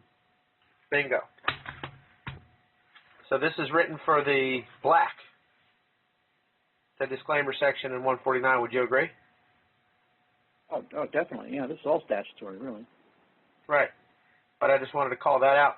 So if we're talking about special circumstances, because we withdraw and redeposit, then once they have res, then we give them a certain amount of days to send the res back. If not, then obviously they're conducting themselves by their actions. Mm-hmm, right. They could say it all day, but if they don't send that res back, as we talked about, if they do, well, the case is going to be shut down anyways, or the loan would be shut down if they sent the res back. It would terminate either relationship in any situation. Yeah. So by their actions. 152, Section 152, when resignation becomes effective also. Even if the trust instrument permits a trustee to resign, the resignation usually is not effective until a successor is appointed.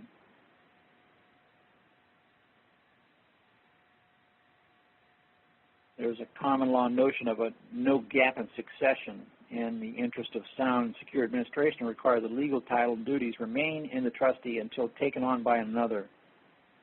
The trustee assumed this obligation in accepting appointment initially.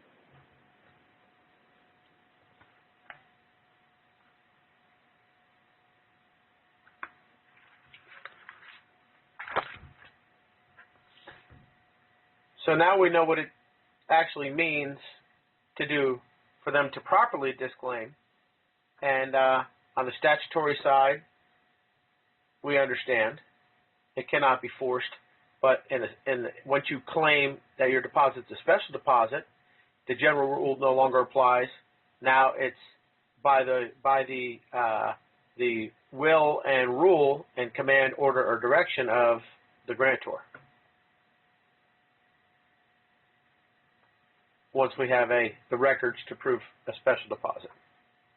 Mm-hmm. And then if they were to fail to carry out their trustee duties, that's where I looked at Section 253 in Corpus Juris Secundum to have some discussion about that. So you want me to read a little bit and we'll have some discussion? Yeah, go ahead. All right. It says,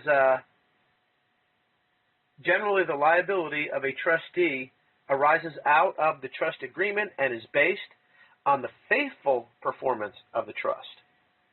The trustee ordinarily is personally liable for any loss or damage occasioned to the trust, fund, or property by a violation of his trust. In this liability, where more than one trustee participates in the breach of trust, is both joint and several, as discussed Infra Section 258. Thus, redress may be had against the trustee if he exceeds his powers, acts negligently, or abuses his discretion, and he is personally liable for a loss occasioned by his improperly disposing of the trust property, or wrongfully distributing or misappropriating the trust funds, or investing the trust fund as the individual property of the trustee, discussed Section 330, or by negligent or improper conduct of litigation. And that was all one long sentence for everybody listening. So in a situation when it's a court case, out of the different redress that may be had for the abuses, would that be abuse of discretion, or would it be several of these, for example?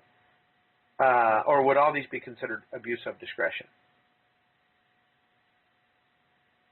Wrongfully distributing, misappropriating trust funds, investing trust funds. Could be all abuse of discretion. Depends. Okay. I don't know what was in the indenture. It all depends on what? What was in the indenture. What was in the indenture? Okay. Oh, so that leads us back to the way that our indenture is written determines the nature and level of abuse.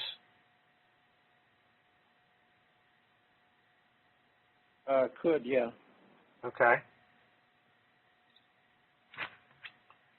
So hopefully everybody listening to this will get some ideas on the kind of things they want to put in their indentures, whether being written or oral, when they're creating them, to create the proper nature and level of abuse for breach. Continuing on, the trustee, however, is not personally liable for a violation of his trust if he has acted in good faith and with reasonable care and prudence in executing the trust. He will not be held liable for unfortunate results which he could not be expected to foresee and was powerless to prevent. So the trustee is not personally liable for the honest exercise of a discretionary power in the absence of supine, negligence, or willful default. Supine, do you know what that means, Christian? Supine. Have you heard that before? Yeah, just check and see, because these legal definitions are tricky sometimes. I'm almost onto it, so I'll share it with everybody here if we got it in Black's Force.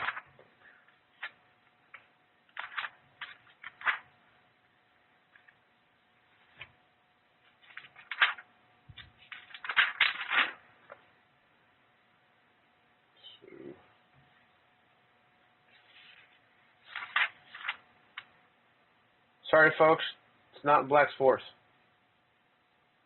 Issue PINE. If anybody has it and wants to throw it on Welcome NTT, I'll keep an eye out for it. And then we'll all learn.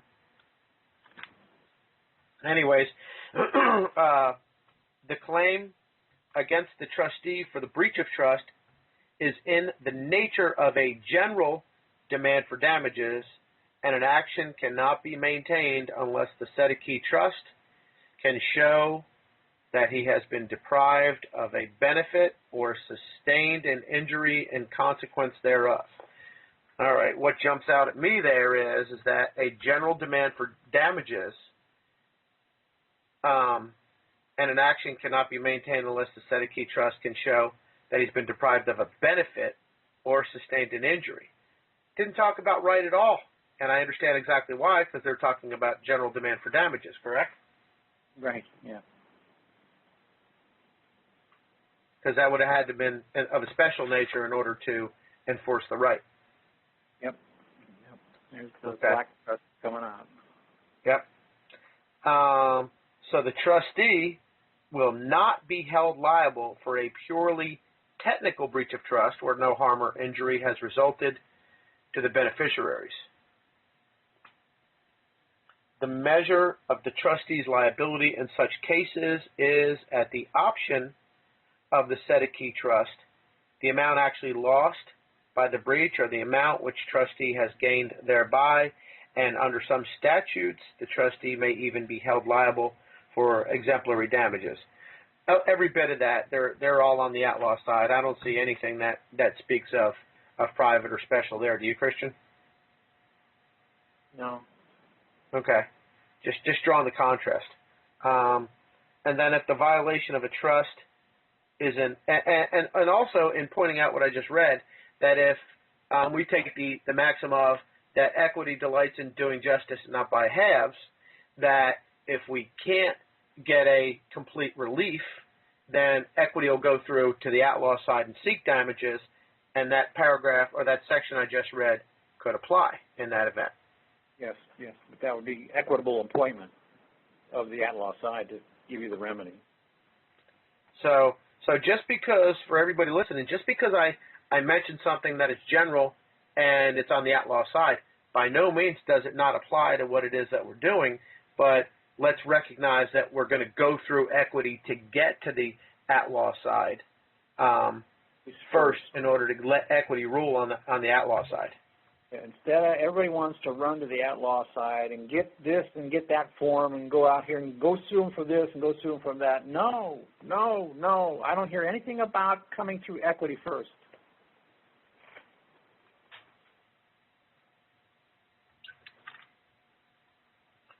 Like Jake called earlier, he wants to go to the outlaw side and collect on the insurance and all this other stuff. I don't hear anything about coming through the equitable side. And that's exactly why I found this section, because I was listening to about the disclaim, and then I was listening to Jacob, and I thought to myself, if you're abandoning the trust and you're commingling it and breaching it at the same time. Right. If folks would realize that if they went through equity first, it would give them everything on the other side. Yes. With a whole lot less work. Yes. You like doing it the hard way, people.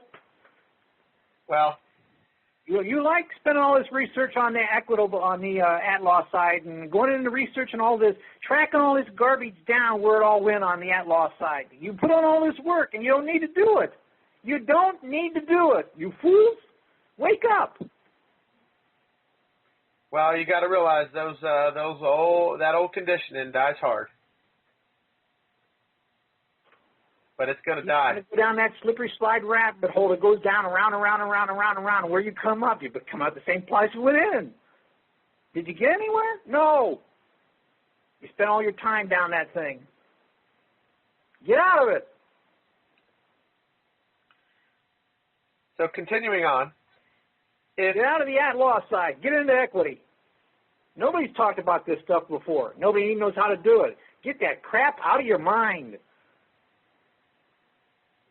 Stick to pure NTT. Get that debtor creditor garbage out of your mind. And Christian, I think one of the challenges that people have is when they hear that they can go through equity to get to the at-law side, maybe some folks go, but aren't I going back to the debtor-creditor side? Yeah, you are, but let the court do it for you. And actually, even though we go back We're not to the doing it, the court's doing it. So that's the clear definition. That's the boundary. The defining line right there is we're not going to it, the court is. We're not traversing in. We're going straight for equity, and we're letting the court traverse into at law. Yeah, it's like what I was talking to Shane about. Let the agent take care of that. That's acting like the court, giving you the remedy on the at-law side. The agent takes care of it. He's designed to be the agent on the at-law side. Let him do his job. Let them do their job. Stay out of that realm, because if you jump in that realm, you breach your trust and commingle it, and now you're liable for the statutes and codes. And it will backfire on you. So that's the only way that we're ever going to be able to do this and not commingle. No, you can never, never, never, never go on that public side. So the only way is through equity. That's it. You got to live in trust. So hopefully, as I read on, and when people listen to this, they'll now have that frame. So, but are you ready for me to continue on reading? No, I'll tell you, their pet peeves are so big in their mind, they spend so much time at it, and it's very hard to get rid of that garbage. But they love that garbage, like a dog to its vomit, going back. Stop that crap. You need an attitude change, a paradigm shift. You need a different way of thinking. Come out of that realm. Come out of her.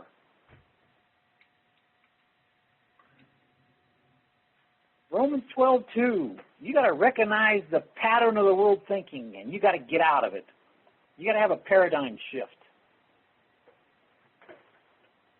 That's funny. I was just sitting there thinking, right out of Roman law is the term capitis diminutio, and how long the Romans have been at it. So that's why people are so conditioned. Yeah, we live in that barn that we've been born in all our life, and when somebody comes up to you and says, hey, man, you stink. It stinks in here. And you're talking about, what are you talking about? I don't smell a thing. Yeah, well, you've been in the barn all your life. You've been in there too long. You can't tell the difference. Come out of that realm. It stinks. Stop messing around with that crap. It's all smeared all over, and I'm trying to tell you, you stink. And you're sitting there, no, I love it, man. I love it. Give me more of it. Give me some more of that debtor creditor crap.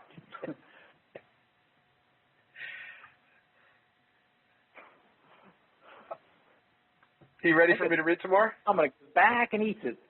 You love it. Come out of her. So if the violation of trust is in the use of the trust property by the trustee, the measure of damages is the profits realized from its use while it was held by him. Again, that's going through equity for damages on the at-law side and letting the court traverse into it. Ordinarily, the trustee cannot reduce liability for loss in one portion of the trust resulting from breach of trust by deducting profits made in another portion of the trust. Right. But in some circumstances, a credit may be allowed. But of course, this is all on the general at-law public side. Because the only way that that could be allowed in private is if the grantor were to allow that. Correct, Christian? Yeah, he's the only one who has the power to do anything. Right on. A beneficiary who, having sued the trustee for mismanagement, if elects to take money for his trust interest instead of securities, should on payment of such money transfer to the trustee all his interest, right, and title to such securities. Where there has been no breach of trust, the trustee of a fund as security for the performance of guarantees by another is not personally liable to beneficiaries for the payment of claims against the funds, but the beneficiaries must look to fund the liability of the trustees as such. So going back into this, what I read, there's something about bringing a suit. It says a beneficiary having sued the trustee for mismanagement. So that suit might be within those causes of action that we talked about last night, right, Christian? Yes, right. And your cause of action can be based on those different things, the different frauds, whether it be unfair business practices, misrepresentation, or the other one out of those, or the monopoly and the antitrust, and there's a few other actions. So hopefully this will help trigger people, because we've gone through it a couple times, and when they hear a couple recordings in a row now, they'll start thinking about the kind of things that the way that their rights have been violated. And at 253, that was what I really wanted to point out. But then I was looking a couple of pages ahead that just something jumped out at me too.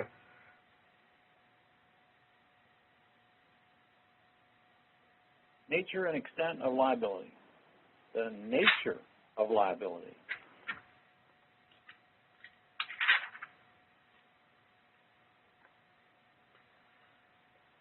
Law of nature or the nature's God? What is the nature of the liability?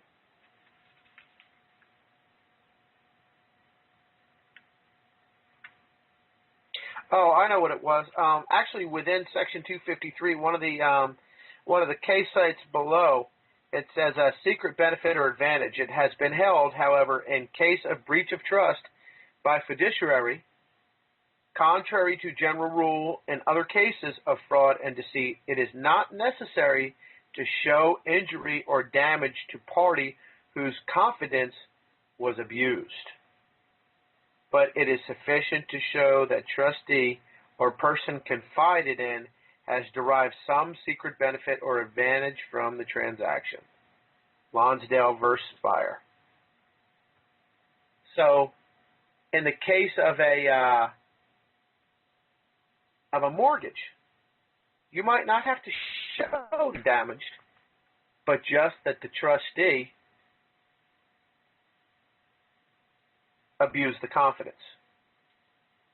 Yeah, yeah. When I read that, that really jumped out at me on that case. And then in a court case, maybe we could have some discussion about how that might apply in that same context, because of course our damage in a court case is they're looking for money, or they're looking to get us for debt or time, because time and debt is the same thing. But so we would certainly be damaged that way, but how could we look at that through a court case of the breach of confidence for the secret benefit or advantage? I haven't seen the court case, so. Well, no, I'm just talking about any court case. If they have our res, and then we have the records to claim and prove trust, and then we do the withdrawal and the redeposit, and then at that point, if the trustee fails to apply the res, the asset title to the debt title, within this context, I'll read it again. It's been held, however, in the case of a breach of trust by fiduciary, which would be the trustee or the judge, for example, that we named as trustee. Contrary to general rule in other cases of fraud or deceit, it is not necessary to show injury or damage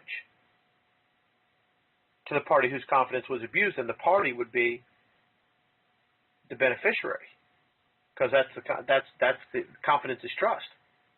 Am I on the money there? Yeah. Where were we talking the other night, last night, about abuse of discretion? I forgot what that was. That was right out of Gilbert's. Wasn't that on, I think, page 261? 61? Let me look real quick. It's talking about withdrawal, wasn't it, too?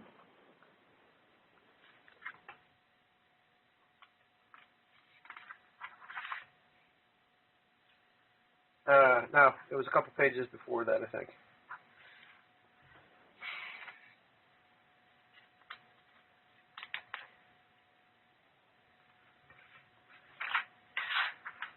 Section 951, 258, page 258. Withdrawal from principal. That was invasion of power of invasion. Okay. Yeah. So how can we liken that? Huh? Power is trustee's power to distribute, example, power to invade, and cause the trust to terminate. So how can we liken that to the secret benefit or advantage case that I just brought up? We were just hitting on this abuse of discretion, and that reminded me of that talk we had last night, and Shane brought that up earlier on the call tonight. So. Okay. Oh yeah, for abuse of discretion. So if they had a secret or benefit or advantage, then they might abuse their discretion with that information.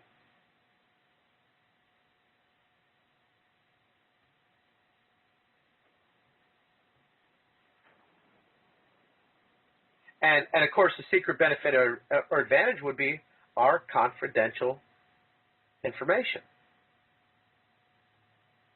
Yeah.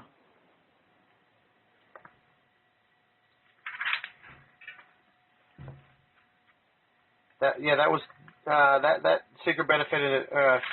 Secret benefit or advantage definitely jumped out at me, and then there was a couple other things here that did too.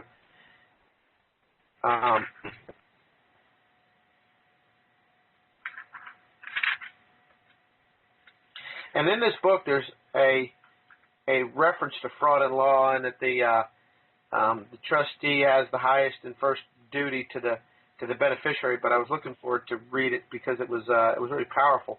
But I don't know exactly where it is. If you do, in book 90, if that happens to ring a bell for you. It's only 1,000 pages long. Yeah, well, we know how your head is. You remember stuff better than the rest of us.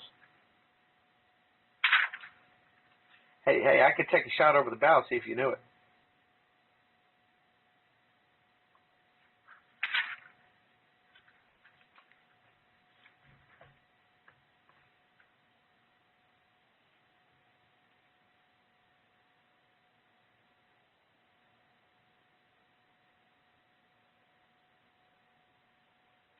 Here's another very interesting part under liabilities under Section 258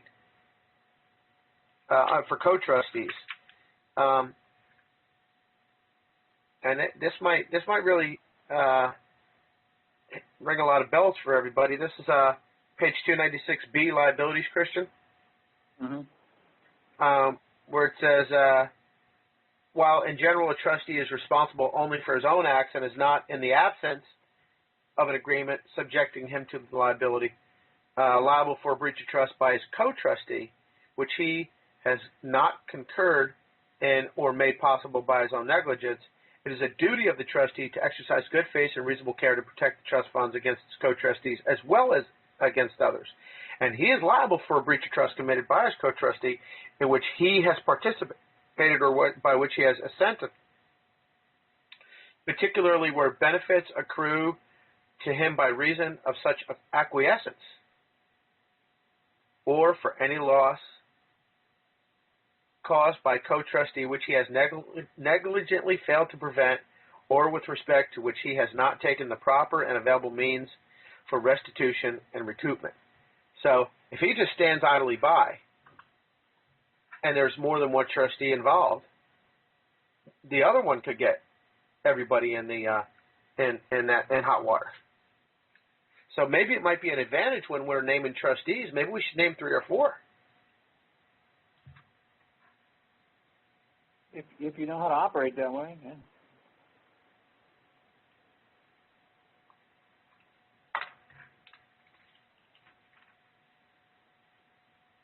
That might be that'll be the next that'll be what tomorrow night's call.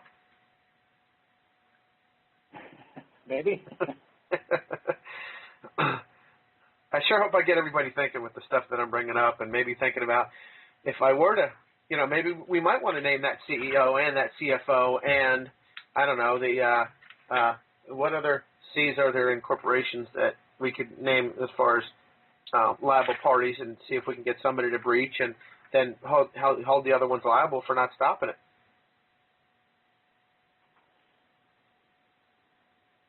And then if one breaches, then you could bring them all in jointly and severally, right? Yeah, but I think we better understand the power of equity and how to maintain equity and how to come at them in equity. Otherwise, who cares how many people breach? If you can't enforce the breach, what have you got? That's a very fair statement, but I read CJS and my wheels get to spinning. So, and then Section 259 talks about successive trustees. The intent of the trustor governs a determination as to what powers are transferred to a successor trustee, and the general rule is that except where the powers conferred on a trustee by the trust instrument are clearly intended to be personal, the rights and power of trustee are annexed to the office so as to pass to and be capable of being exercised by a successor or of the original trustee. A trustee is not liable for the defaults or misconduct of his predecessor or successor, but only for his own breach of trust.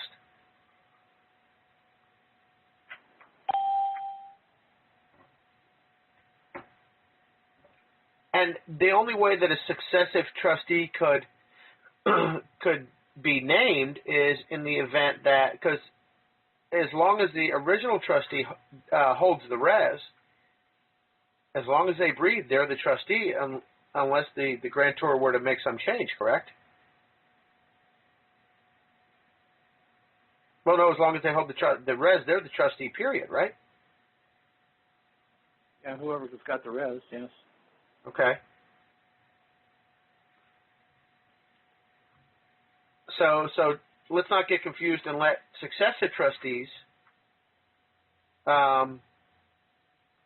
become somebody of focus because somebody disclaims when the original trustee still hangs on to the res. Yeah, they come up with a nasty letter and say, hey, no, we don't accept this, we disclaim and everything else. No. What are their actions? Are they sitting there holding the trust res? Then no matter what they say, they're still holding. That's their action speaks louder than their words, so they're obviously acting as a trustee.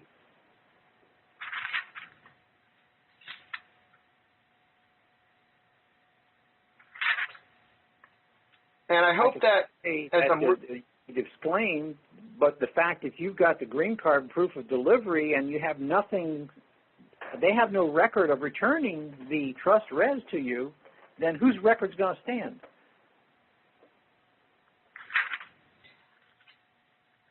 Obviously, the one who delivered the res and the one who against the one who failed to deliver the res back. Yes, and which one is going to be revealing the true intent in their realm? The grantor. Yeah, the grantor's green card that he delivered trust res, and the trustee has no record of a return, of trust res. So the only thing they can go by is a record, so that's how important it is to know how to create a record to be able to move the titles using the moving title platforms. Because the record is what counts in their realm. That's the record is the the record of the manifestation of your intent, even though you didn't even intend to do it. It works reversed on them. See what's happening? They're intending to disclaim, but the record has been created, and they don't have a counter record. It takes a counter record to rebut your record. If they don't have a counter record, then your record stands. And who's going to win? You do. You have the greater weight of evidence. And that proves their intent, that they intended to be the trustee because they don't have a record of transferring the res back to you and disclaiming within the time limit.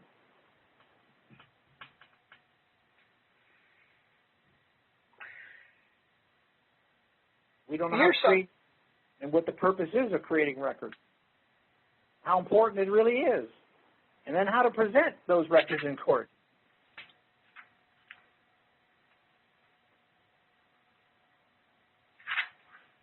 Here's something that I just realized as I was thumbing through this. You know how attorneys who come into court, what comes out of their mouth, even though it's not testimony, it's considered to be true because attorneys are officers of the court, correct? Well, no, you never rebut it. You don't shut them up. They can't testify. They can't say anything. And the only thing they can say is verbatim what's in that pleading. Well, I agree with that, but what I'm getting at is that what comes out of an attorney's mouth in court is presumed to be true because they're an officer of the court. Because they're presumed to be acting in good faith, correct? Supposedly, yeah. You never object, though. Oh, all right. You let it in. When we got the way to block it out, you do. You never object, and the objection is an NOI, and then once you object, you got to follow it up with an SOI. Because if you don't follow up with an SOI, you're going to get overruled. And what would the SOI be? The records. Well, no, you have to say some kind of reason to substantiate your thing. And what would it be? Well, Your Honor, that guy can't testify. He's not an actual competent fact witness. He can't give testimony in here. The only thing he can talk about is what's in the pleading. That's what plaintiff wrote. Well, the reason that attorney can speak verbatim. Any other word that comes out of the attorney's mouth, you should object to. The reason I brought it up to begin with is because attorneys are presumed to be acting in good faith, okay? And isn't it it comes down to what we just said here. You got the power to shut the attorney's mouth and the judge's mouth right up, but you never knew you had that. Well, let me just get this out just to understand something foundationally here, and is that because the attorneys are the trustees, and trustees are presumed to be acting in good faith until a beneficiary says they failed to make the payment, they acted in bad faith, and I'm making a prima facie case. Is that the real foundational reason behind that? Well, the presumption is that you're the trustee until you prove otherwise. Until you come in as grantor and say, no, there's been a wrong expression of the trust, I'm grantor, somebody else is a beneficiary, and somebody else is trustee. Right, but I guess what I'm getting at is I'm trying to understand that foundational reason why attorneys are presumed to be acting in good faith through trust eyes. Well, the court presumes that everybody's supposed to be acting in good faith except for the defendant.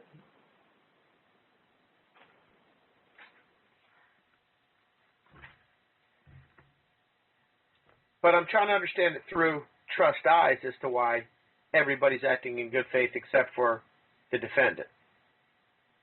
Until otherwise is proven.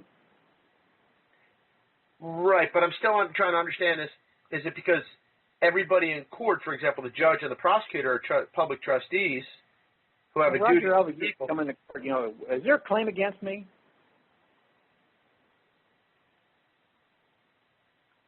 Where's the claim against me? Who's got a claim against me? If there are no claims against me, then somebody better make a claim. If there's no claims, then you're presumed to be operating in good faith. Okay. nobody's bringing any charges against you.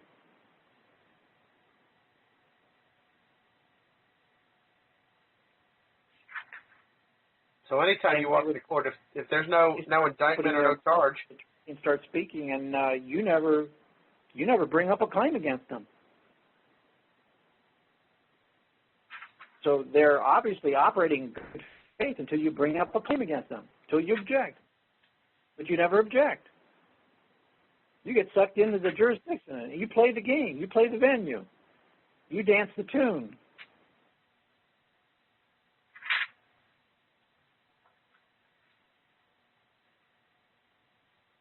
You really don't have to.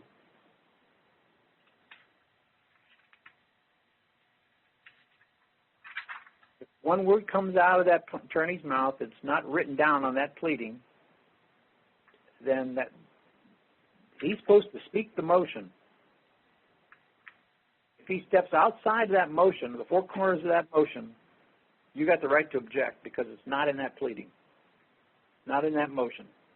And you can shut him up or the judge up in a heartbeat, but you never express an objection. You waive that right.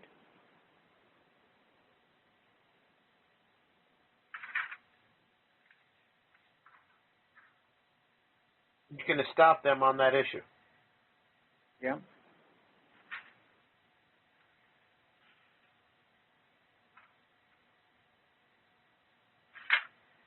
I was just trying to understand if is the reason they're being officers of the court, they act in good faith.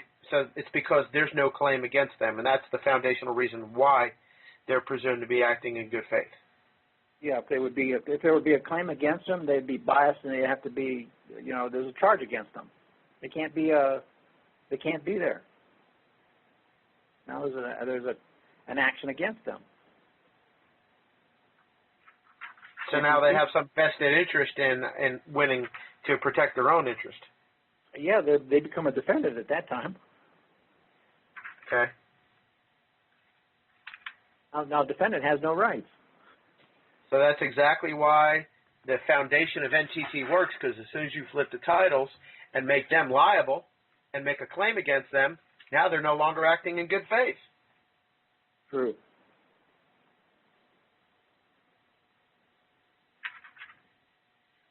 So maybe that's why that's where the opportunity to bring in several trustees, for example, the judge and the prosecutor in a case, so neither of them could act in good faith, make them both trustees. As big as you want to make it. You can make it as big as you want. Right. But then make them both responsible to apply the asset title to the debt title. And then, obviously, neither of them can be on the case. And then every new judge that comes on, just keep on adding them as trustees. Yeah, but you better have some way of getting a higher-up remedy than relief somewhere, You better have some oversight power somewhere.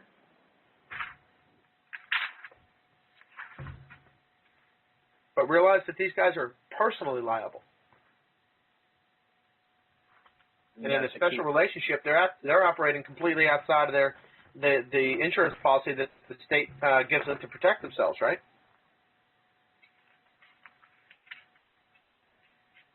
When we name them personally as trustees? Yeah, they have no immunity if they step outside the protection, yeah. No, but the moment that we name them personally as trustees, they have no immunity on that level either. In a special relationship. And that alone might be every reason why they might go ahead and get the case out of their court. Yeah, well, that's one reason why maybe it might be such a good idea to appoint the judge, because it could be a bias, a conflict of interest there. Now he's trustee and he's, he can't hear the case. So he couldn't dismiss it. Yeah, because he's a party to the action. So how can he sit on the case and give a judgment? So naturally, probably the judge is going to disclaim. Either that or he'll step down. Because if he could be personally liable, who's going to hear the case? You know, I'm just thinking out loud about different strategies, what we can employ. I know. So this is some of the stuff we have to try out. I don't know if that's really such a good item, good point to judge the trustee. He's going to either have to disclose or he's going to have to step down, or both. And then some other judge probably has to come up here and hear it. So then maybe part of the discussion should lead towards it really doesn't matter whether it's criminal or, huh? Now you just trashed your hearing. Now everything has to be all rescheduled again, and you lost your opportunity maybe to drive the wedge through. So it quite possibly might be better to take the opportunity of the hearing, don't appoint the judge, appoint the prosecutor or somebody else. Somebody else like who? Clerk? Clerk of the court, maybe?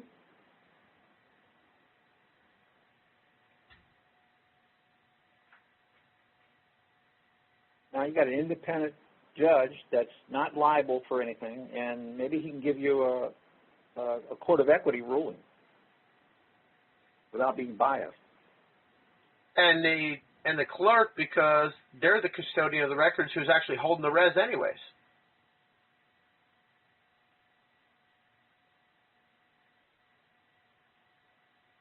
So then the judge is free to order the application of the asset title to the debt title. Yeah, send all the trust res to the prosecutor, send the copies to the judge.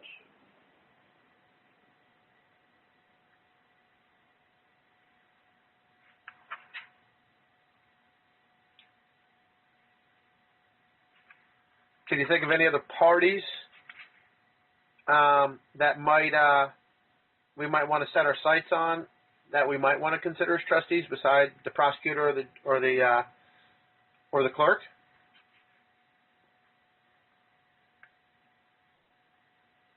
Well, either be the prosecutor or the say the bank or whoever it was if you were in an action or something, whoever the trustee was originally.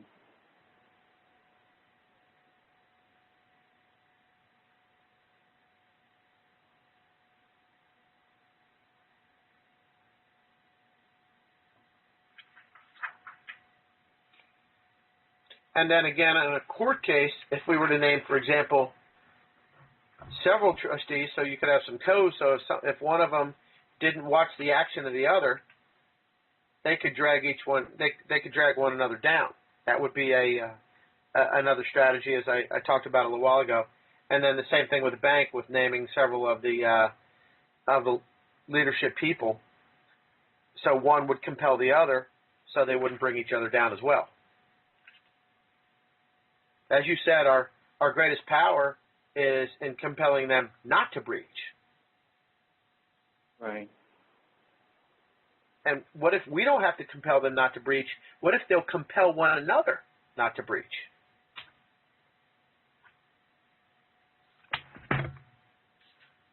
Possible.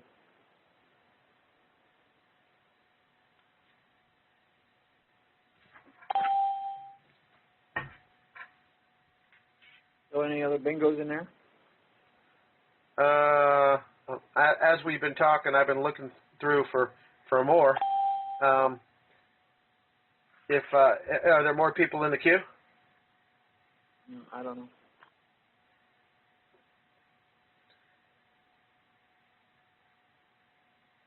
Yeah, there's a few others. Yeah. Well, if I find some more, I can come back on if it's not too late. Okay. All right.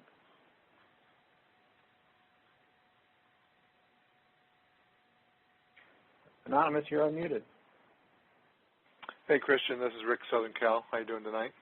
All right. Good, good. In regards to the reading that Eric was doing, you guys were commenting on, just had a question regarding the trustee. It's going back a few minutes, but as I recall, he was talking about the trustee being in breach and being liable and so forth. Just for clarity purposes, he was talking about the trustee that would be the trustee for us in our matters, or is he talking about the trustee for the lender? I think he was talking about the trustee in a court case, appointing them multiple trustees. Because it would seem to me that if we've granted to the lender the irrevocable rights to act on our behalf with power of attorney, that gives them the right to pick the trustee that they want, and that trustee, because we've granted to them all this legal stuff, that trustee then has to act on behalf of the lender and not us, the grantor. That's why I was trying to see what distinction was being made there.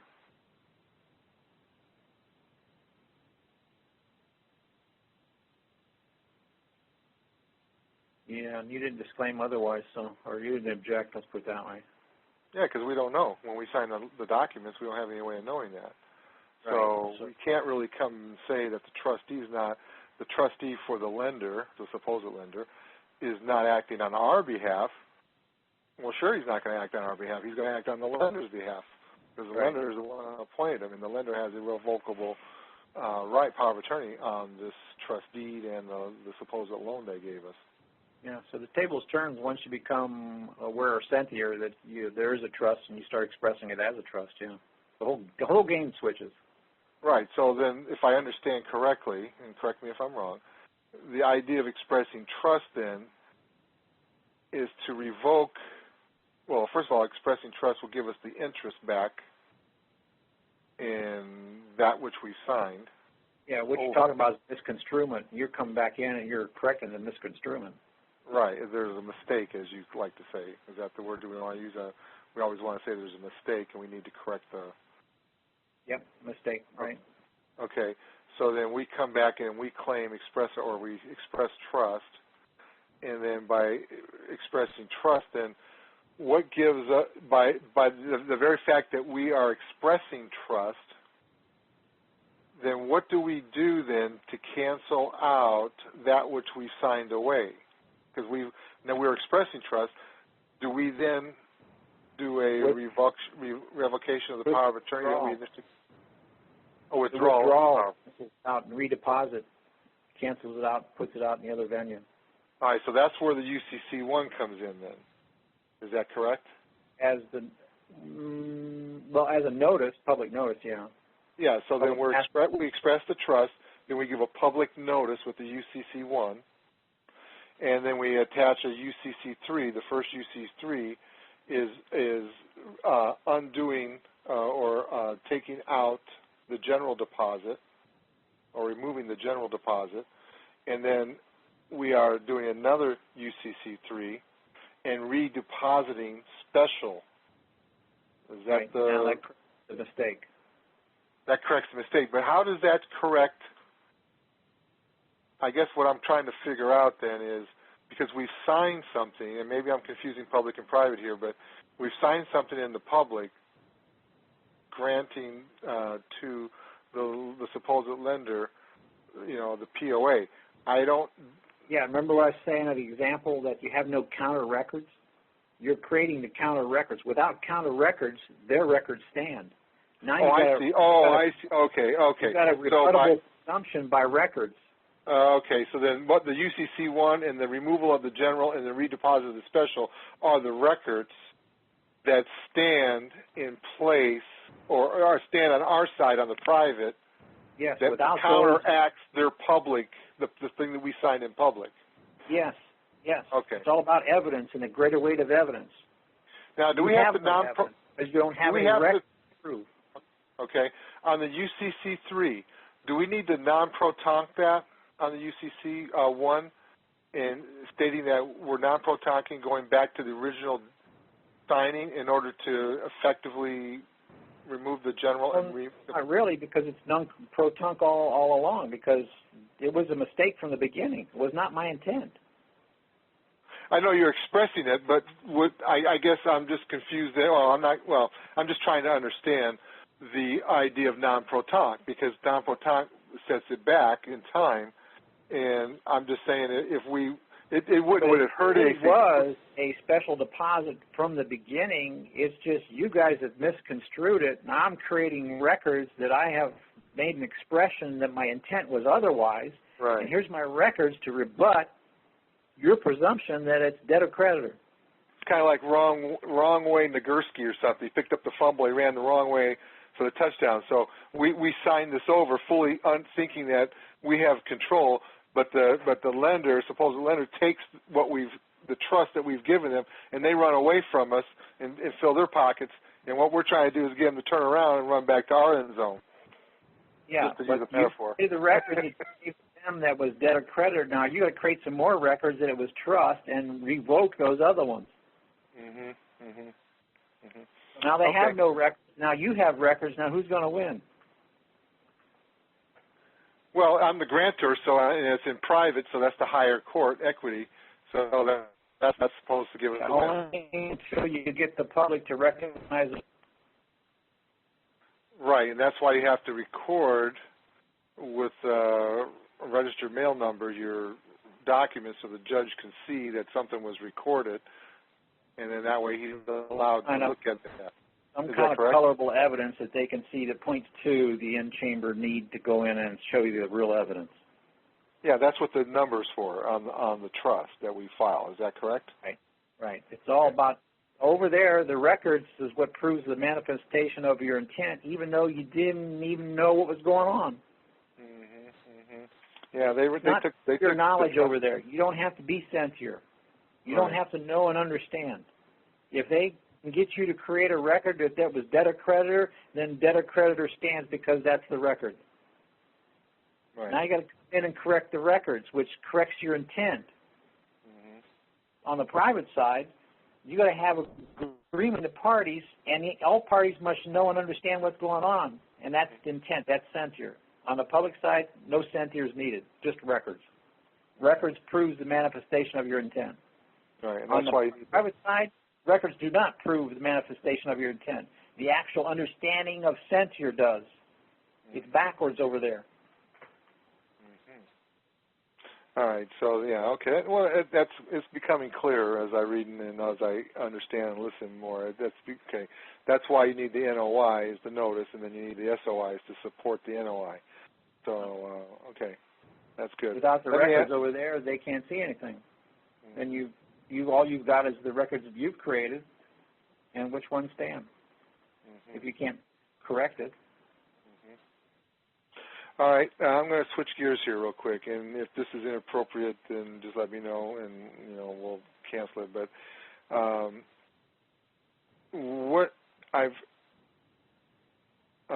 heard about a concept, and obviously a private set-off bond,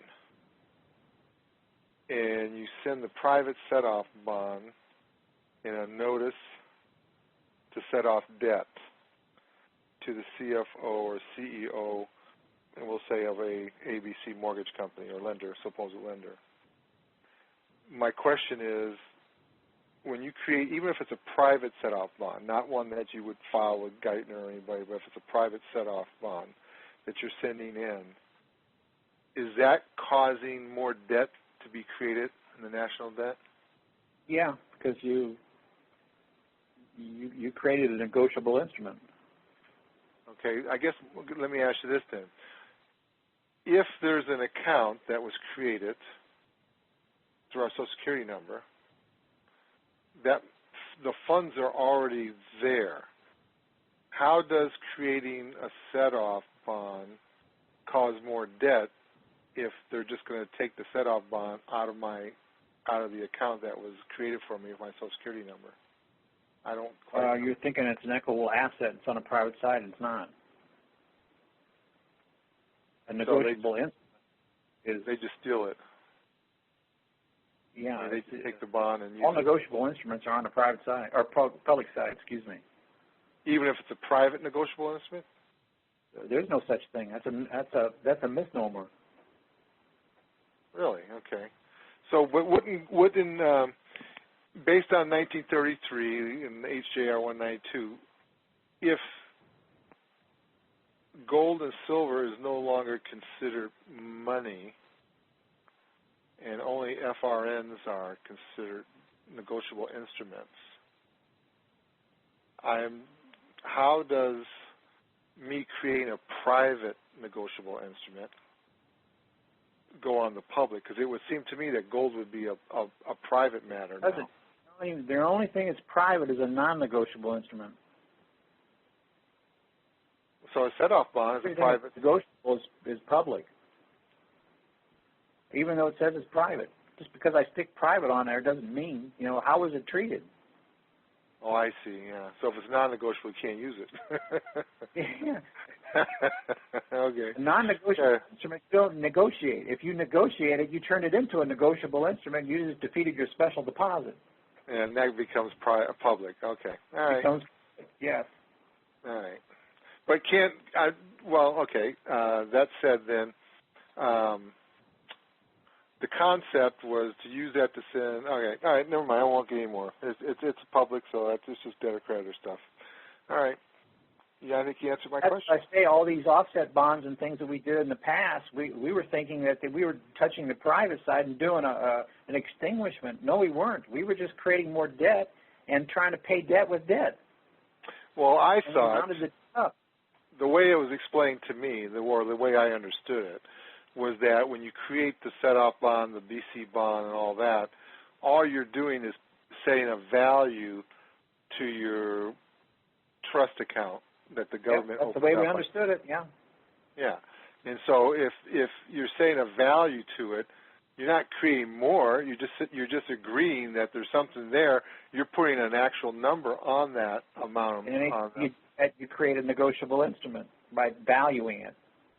Once you set a value, you're creating a negotiable instrument of its known value. Well, I guess, doesn't the government already have a value? Because I thought when we talked earlier, when I first got on this with you 45 days ago, that I thought you said that the government knows exactly how much is in that account. So if they know exactly how much is in it, then the value would already have been established.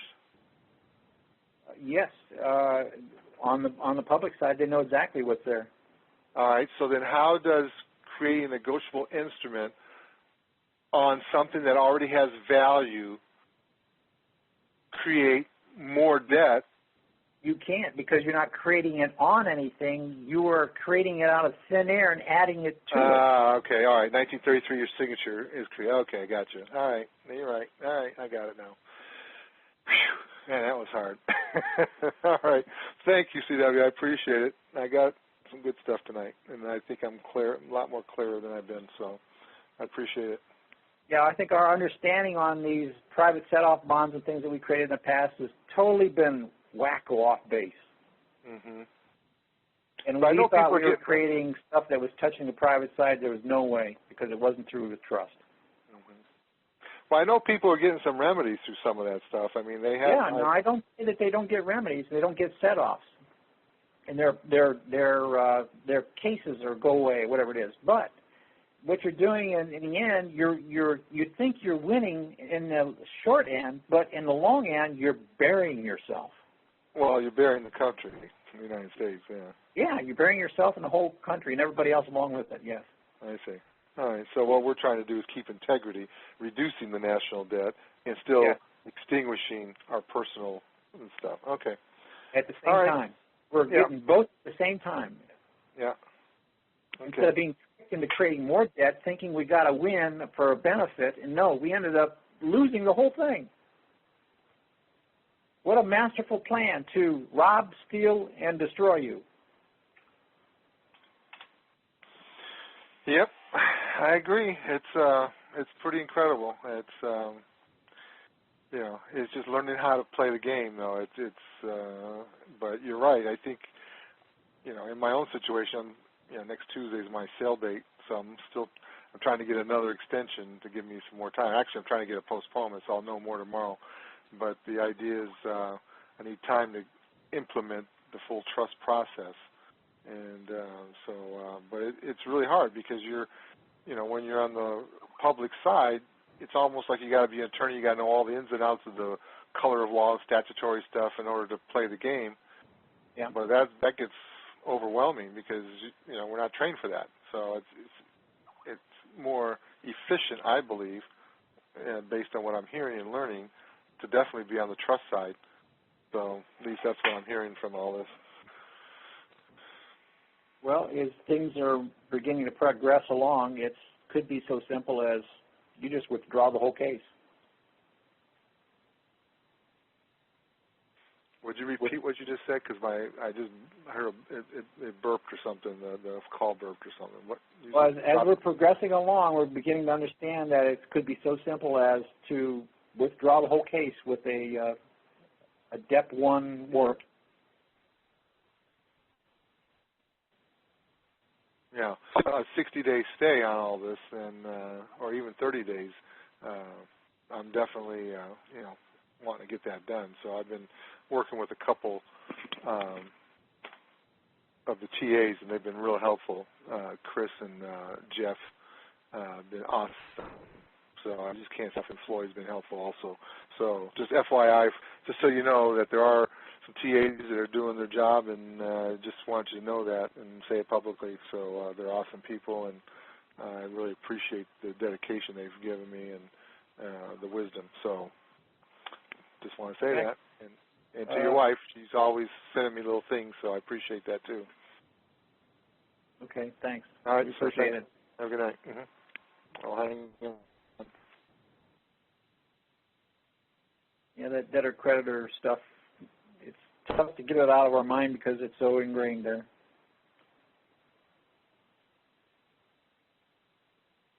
So next caller, Jacob, you're unmuted. Thank you.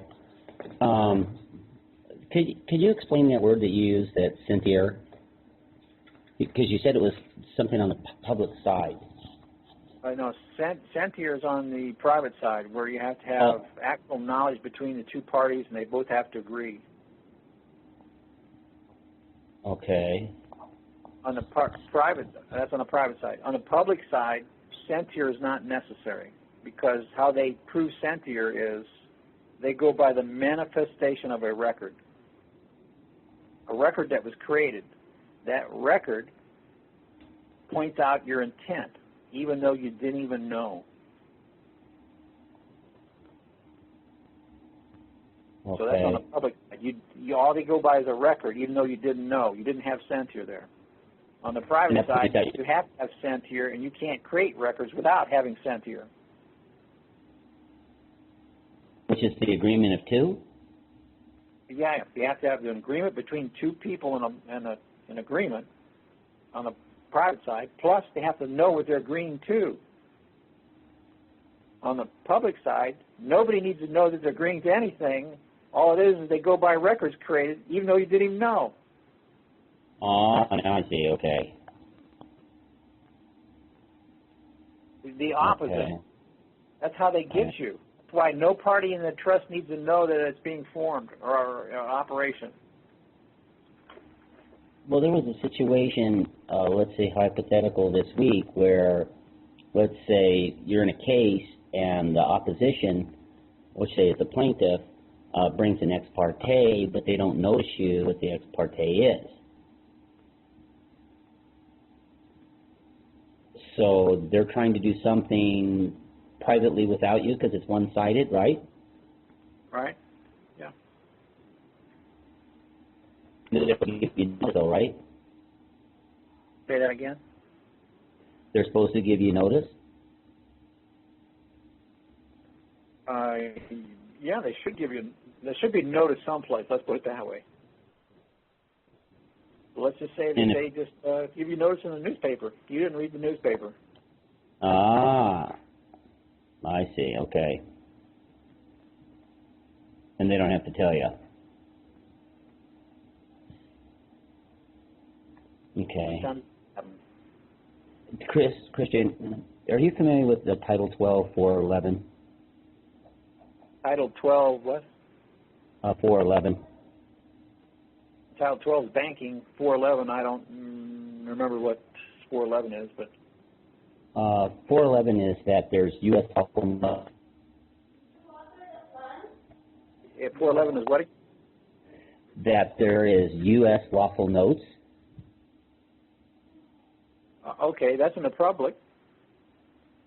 Okay. Well, if you have a case in the public, isn't it wise to pay under Title 12, 411 with lawful notes as opposed to Federal Reserve notes? no, you can't pay with anything lawful in the public today. You can. You do. You're breaching a trust and commingling your own trust. Lawful means you got real money. But in the Well, I know. you don't I know have a real guy money. who did it. Huh? No, I know a guy who did it. I know a guy who did it this week. Well, he thinks he did it. No, when he went into the bank, he put redeemable and lawful money, and he brought a notary in with him, and he made sure that under Title 12-411 he had a receipt to show the judge that he had paid for his case in lawful money. Okay, what lawful money did he bring? U.S. notes. U.S. notes. Mm-hmm. Where did he get U.S. notes that he could bring them into this? Under Title 12-411, you can do that at any Federal Reserve Bank.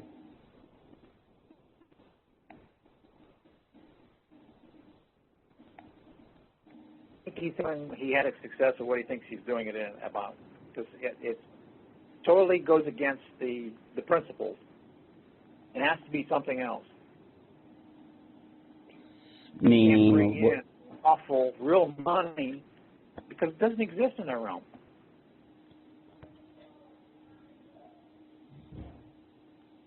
have you seen that Title 12-411?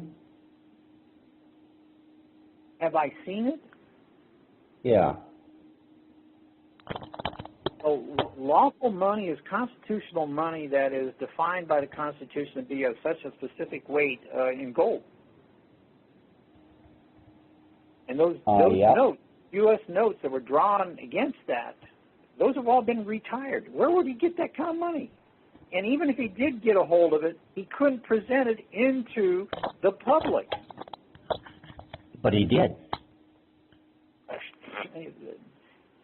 This is like a go nowhere question again, like you're famous for bringing up.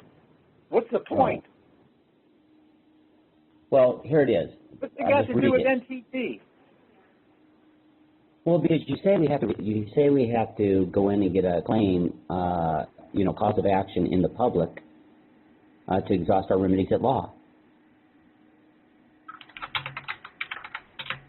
So I was thinking that if you have to do that, then if there's some way that you could go in with U.S. lawful notes, which disallow them to move forward on the case,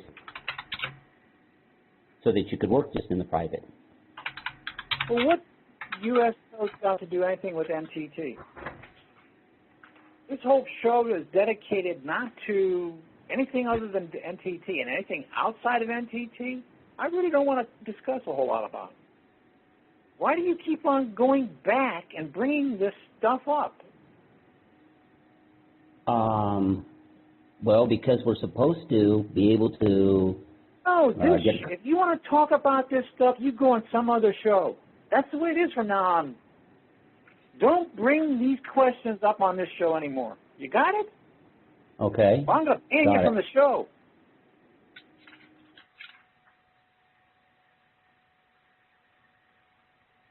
Next caller.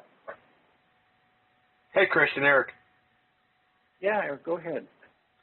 Well, I was just looking through CJN here, talking to the folks that were on, and found a couple of other things that we might want to discuss. And one was under Section 292, page 442. Under proceedings on application for sale, where it says the jurisdiction of a court to hear an application for a sale of trust property ordinarily depends on the controlling statutory provisions, and although presumptions of regularity exist where the proceeding of a statutory one, it is essential that a statute be followed in all substantial particulars. Okay, well, there's some conflicting term there. Because I see statutory, but I see substantial. Yeah, where's that at now? Section 292, page 442. Right. So when I see substantial and statutory together, I go, whoa, wait a minute, something ain't right here.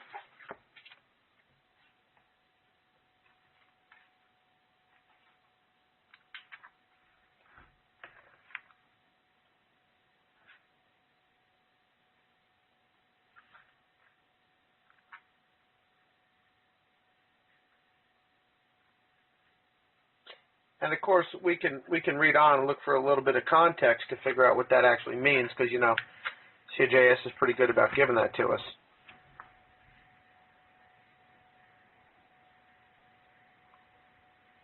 You'd almost have to get that case to find out what it is.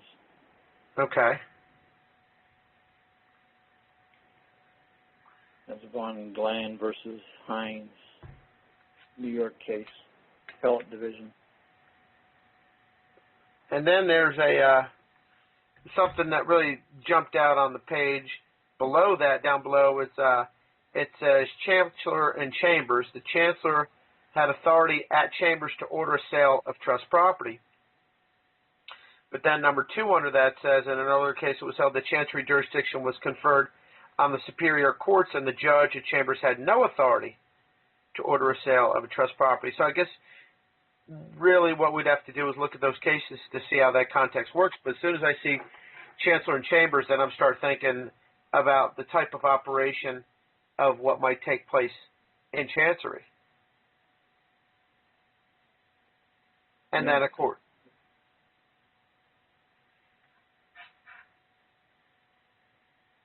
And how Chancery jurisdiction can be conferred on the superior courts.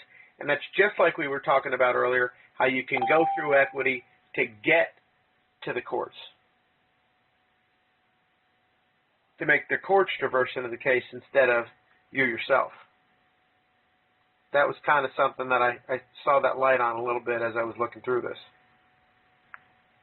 Well, it says Chancery jurisdiction was conferred on the superior courts and not upon the judges. Right, and I wanted to pick that apart too, and not upon the judges. How is that?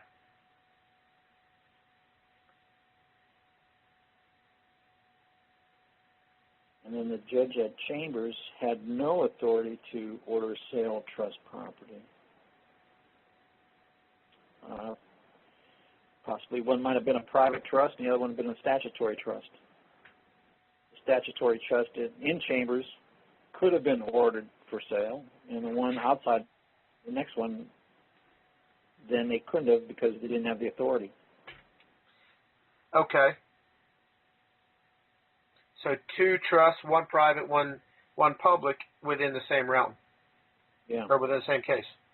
Well, in Chambers would have been the private. In Chambers, the judge could have ordered the private trust sold, and the other one under number 2 there would have been the public trust, where at Chambers he had no authority to order the sale of the public.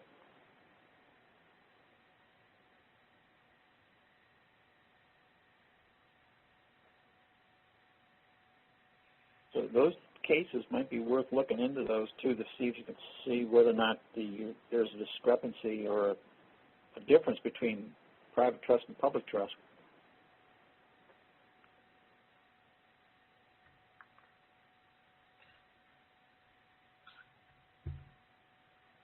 I'll make sure I leave a mark in this page and see if I can find those cases. Let's see, what year were they from?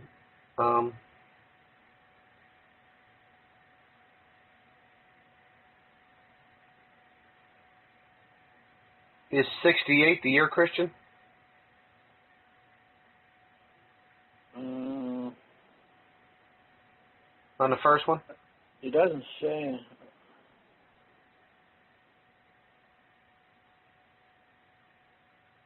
Because it says 68 Georgia.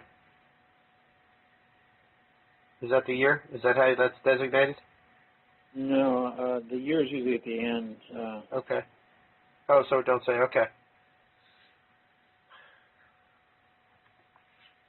Or the number of the case at the appellate division or something. Oh, okay.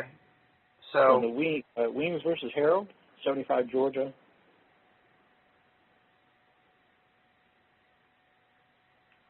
Which one are you looking at? Number 1 or number 2? Number 1. Is that the one you're mentioning? Weems versus Coker, you mean? Oh, Weems versus Harold. Oh, the first one. I'm with you. Okay, oh, now I see it. It looks like there's a few case sites. Maybe one just looked at the other one and then they ruled based on that case. So there's several authorities there. Is that the idea?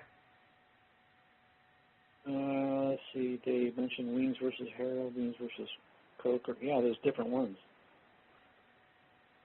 So that means one went on the other one, and one ruled based on the previous, right?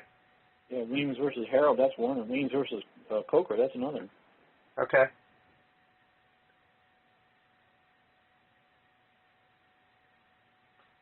And obviously these are two different cases from the first to the second, so that makes sense. In another case, it was held that Chancery jurisdiction was conferred upon superior courts and not upon judges thereof, and a judge at Chambers had no authority to order selling or trust property. That number 2 looks like a real interesting case to look into. Well, you have to compare it to the other one up in one of those up in one, because that would be the antithesis of it. So. Okay. So the one in Chambers, that they had the authority to the sale of the trust property, would have to be a private trust, maybe. I'm going to see the difference, maybe a good way to compare the two. But that's 1 and 2. So that's before, let's see. Are you Googling it? No, I don't have. Oh, that's right, you don't. So we got,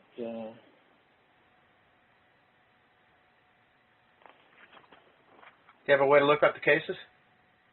well, you need to back up into the context of that also, because that's under the previous page, under C on page 441, effect of express by trustee.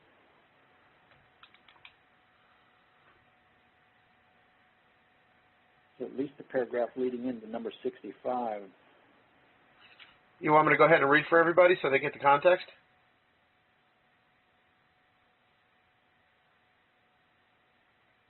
Yeah, you probably have to start at C and lead into. All right.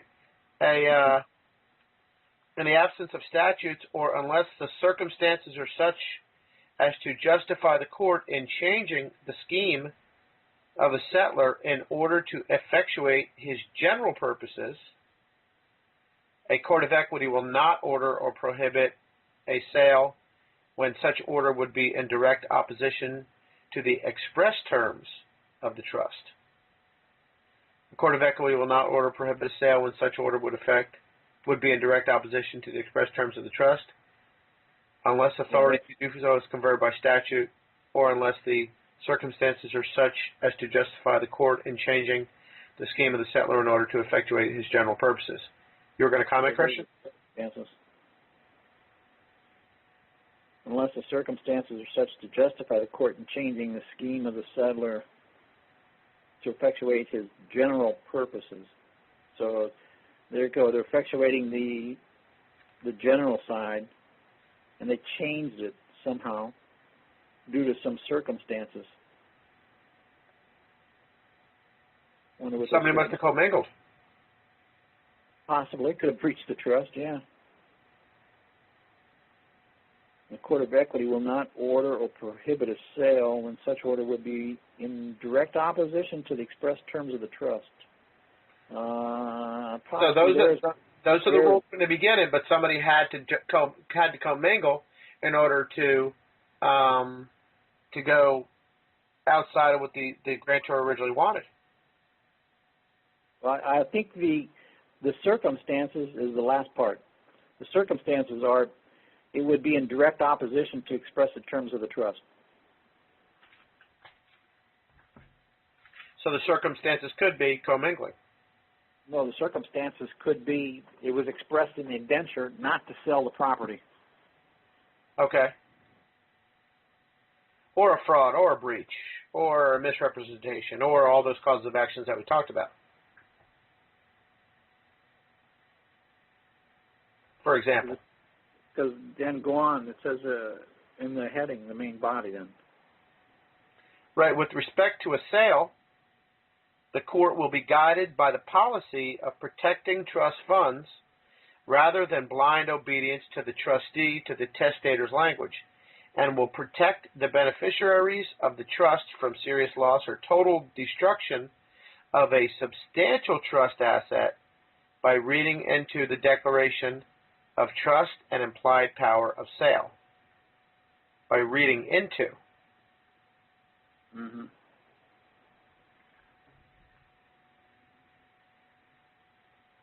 So that reading into could also be interpreting? Yeah, I think that would be they're construing the trust. Okay.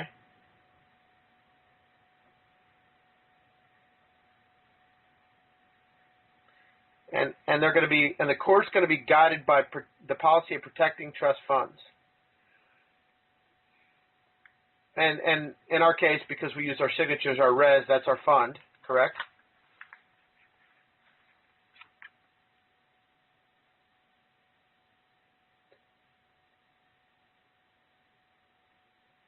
Yeah, it pretty much explains it, doesn't it, for that whole paragraph there. So right at the beginning, a court of equity will not order or prohibit a sale when such order would be in direct opposition to the express terms of the trust. So it's to be in violation of the indenture, unless authority to do so was conferred by statute. So it has to be a public trust, or unless the circumstances, there it is, the circumstances again, are such as to justify the court in changing the scheme of the settler in order to effectuate his general purposes. So they're going to, the scheme of, that's very interesting. So what is the scheme of? Is that the indenture? So they're changing the indenture in order to effectuate his general purposes. So general purposes again.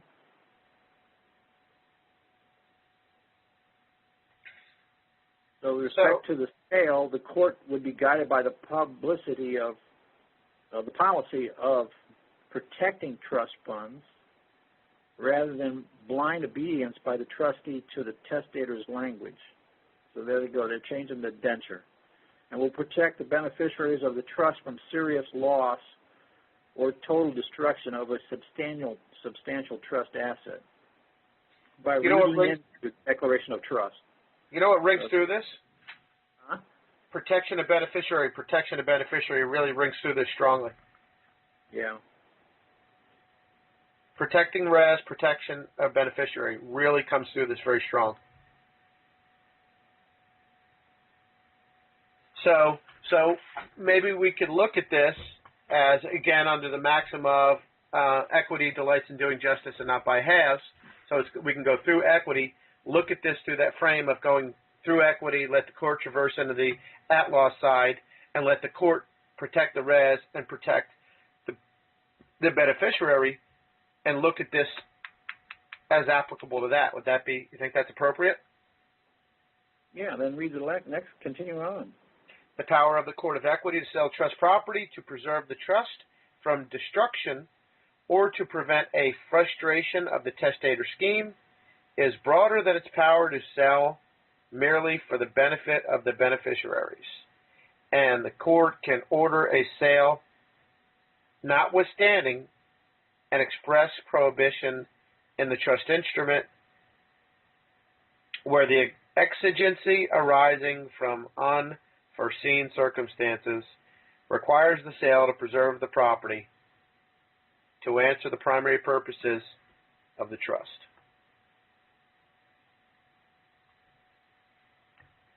A lot in there.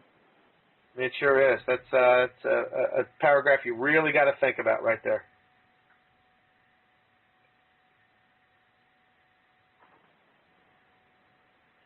But what's interesting is here we got general, and then we got the court of equity in the very next paragraph. And what's interesting is where the power comes in is in the court of equity. Yes. And it's the right of the beneficiaries. But I mean, it starts out with the power of a court of equity. It starts out with that. When they don't talk about the power before that in the previous stuff. Yeah, but the court of chancery is really run by the beneficiary's rights. I mean, right there at CJS starts out. I mean, we talk about what could be done in the at-law side, but then we talk about where the power is, and that's just interesting how it's edited and put together that way. The beneficiary's got all the power because he's got all the rights.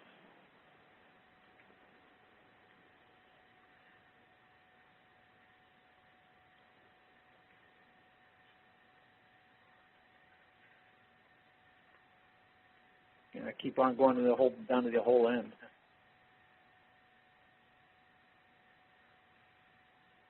So notwithstanding a direction to hold the trust property, the court may order a sale thereof if an emergency arises or if changed conditions requires a sale and reinvestment for the beneficiary's best interests of real property in contravention of the trust, or declaring void every sale in contravention thereof is not a limitation on the power of a court of equity to order such a sale, and a law giving a remedy to life tenants and trustees in the case of a land devised without a power of sale does not oust a court of equity of its general jurisdiction to order a sale of trust property.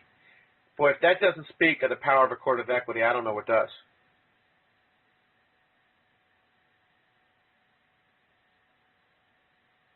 It has been held that before the subject matter of the trust is ordered to be sold contrary to the terms of an express trust, and the proceeds therefrom are directed to be reinvested, the court should require some showing of the possibility of a sale for a reasonable price and the nature and security of the proposed investment.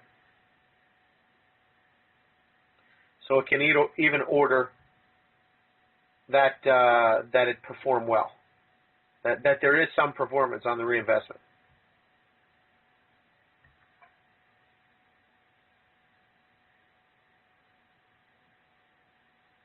So that was on 67. What's the reference from the previous page? And then the reference for 67 there was actually in 292, proceedings and applications for sale. The jurisdiction of a court to hear an application for sale of trust property ordinarily depends on the controlling statutory provisions, and although presumptions of regularity exist where the proceeding is a statutory one, it is essential that the statute be followed in all substantial particulars. Well, that's where that thing came in for Chancellor and Chambers, because it says the jurisdiction of a court to hear an application for a sale of trust property ordinarily depends on the controlling statutory provisions. And then here comes in the reference that we looked at. And although presumptions are made in favor of the regularity of the proceedings and the order,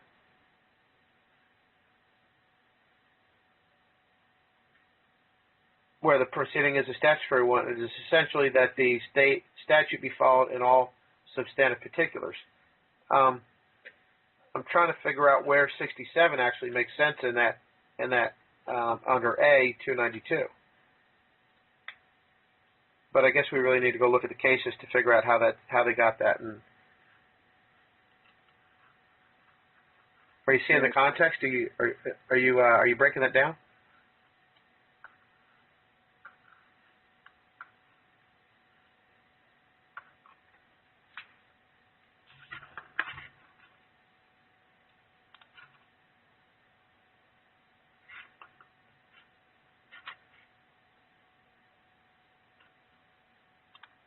And right after the footnote in 66, order held unauthorized.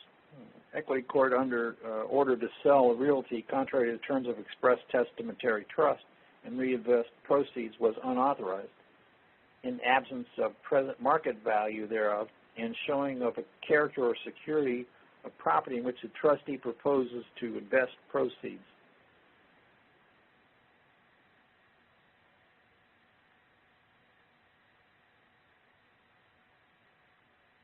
Showing of character.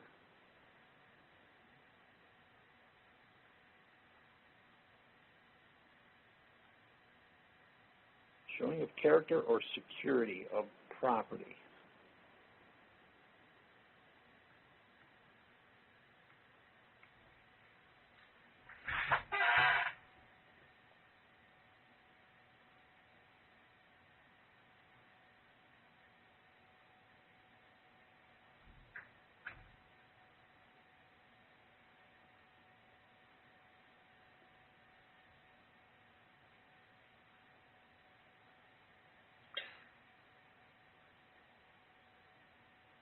But that's where the trustee proposed to reinvest the proceeds.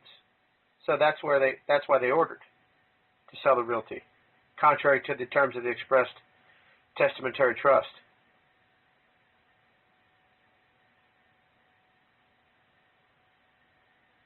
So it sounds like an in-kind kind of a thing, character.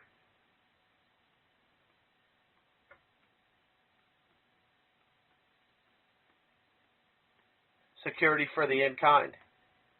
What do you think about that?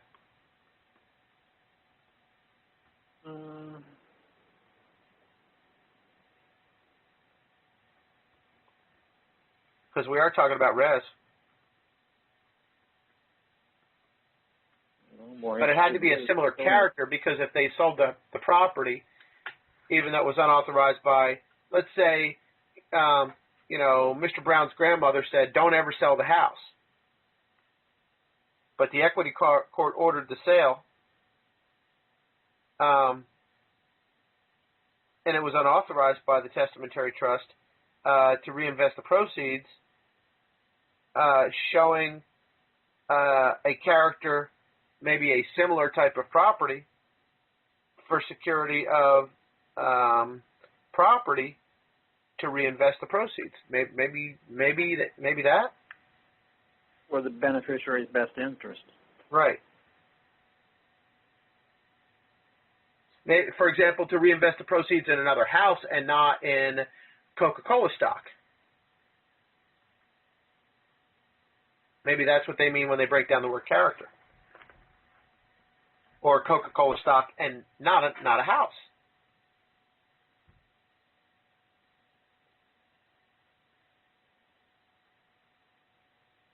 Because even though it was unauthorized, the equity court was trying to do its best job with trying to maintain the grantor's wishes and requirements as close as possible, because it is, of course, the court of conscience.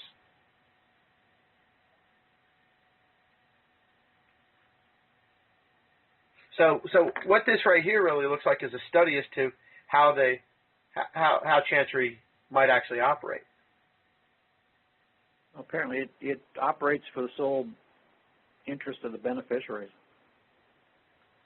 But even though it couldn't do it with the same exact property for whatever reason, it's going to do it within a similar character thereof, if it's unable to do it with the same exact. Right. It's going to make up the law and force what needs to be done. With conscience. With thought, with reality, with what's really fair. Yeah, even if it's contrary to the statute. Because it says a statute prohibiting a trustee from disposing of real property in contravention of the trust.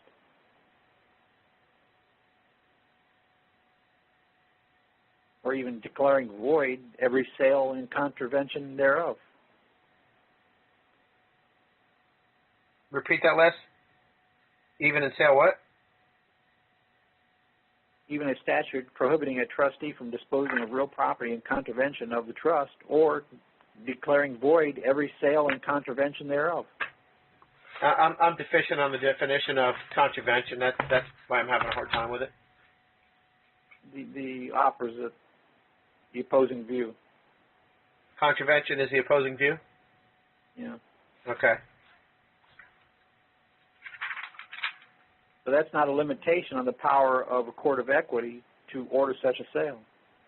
In other words, it does whatever it wants. That it does whatever is necessary for the benefit of the beneficiaries. If you don't, just like you said, if you don't see the power of what's here in equity,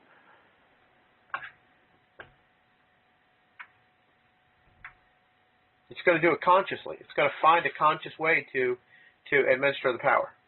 It must, because you have to have a relief.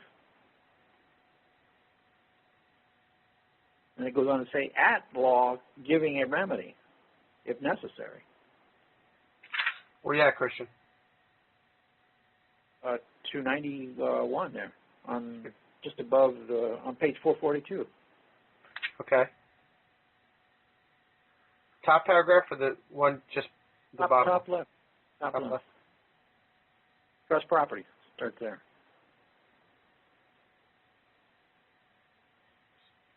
Third sentence is, for the beneficiary's best interest. Number 62. cite a statute prohibiting a trustee from disposing of real property in contravention of a trust, or declaring void every sale in contravention thereof. And this is not a limitation on the power of a court of equity in order to order such a sale. And at law, giving a remedy at law.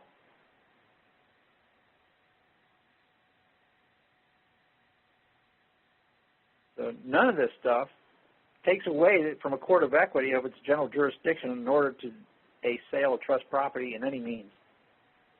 Now, one key thing I see general jurisdiction, does a general implies at law, it doesn't imply special.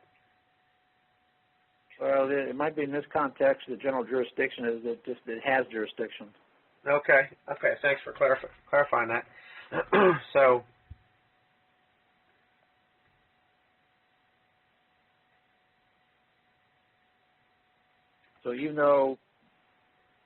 the subject matter of the trust is ordered to be sold contrary to the terms of an express trust, and the proceeds therefrom are directed to be reinvested. The court should require some showing of the possibility of a sale for a reasonable price and of a nature and security of the proposed investment. So in other words, it's got to be profitable to the beneficiary in order for it to take place. And then we run into the proceedings on applications for the sale. So this would be the showing now. This is the application. And that would be what they were talking about. Where was that? So before you go on with that, so for example, in a court case, if we told them, yes, take our res and sell it and make money off of it, and this is the prescription that you're going to use, or this is the method you're going to use in order to do that, and if you fail to do that, then you're in breach.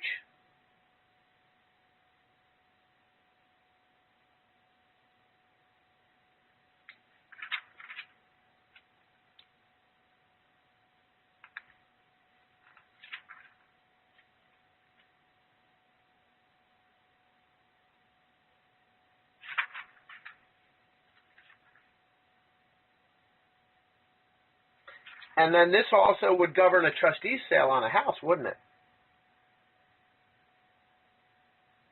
Oh, I would say so, yeah. All right. So if the trustee fails to follow this method, you could go after the trustee simply for a breach on this level, too. And this is the stuff you should be studying instead of the insurance crap.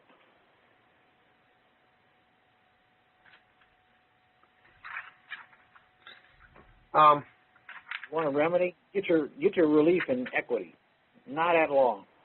There is no adequate remedy at law. Stay out of the at law side.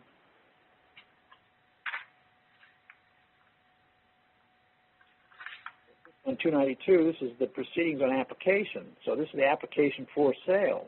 So the application talks about the parties. Here's the petition or other application, and the notice of the application or the sale, and then E, the evidence. Then F, the hearing and determination.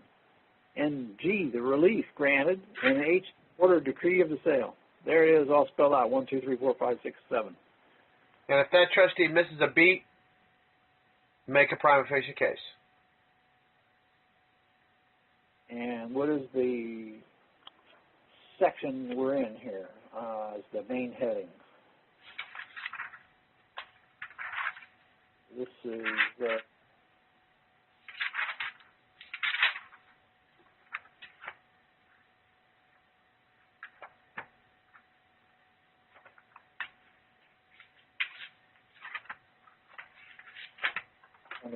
sale and conveyance.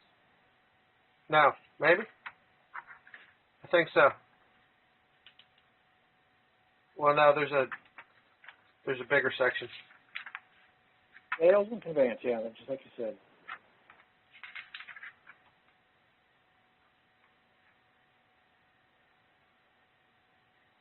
So if you want to learn about the insurance policy, go back to sale and conveyance and CJS and figure out where it plays. It's all there. I mean, that sale trustee is saying, I'm a trustee, so they're subject to every bit of this.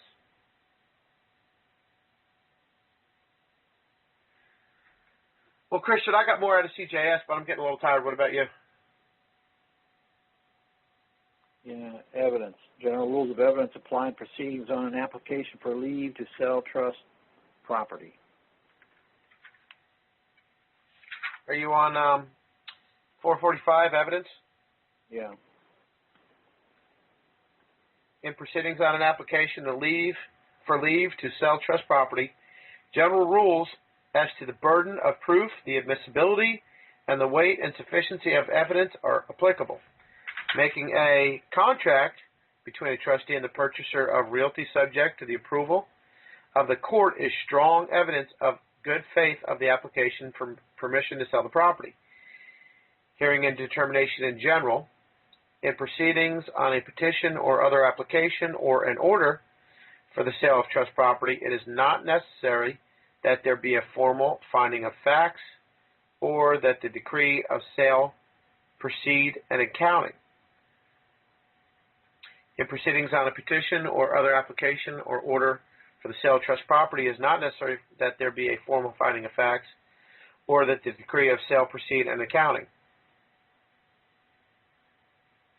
And where the parties in interest are few and are all before the court, the usual and better practice is to enter an interlocutory decree for the accounting and to withhold the decree of sale until the respective interests of the parties are fixed by the decision of the court on the master's account.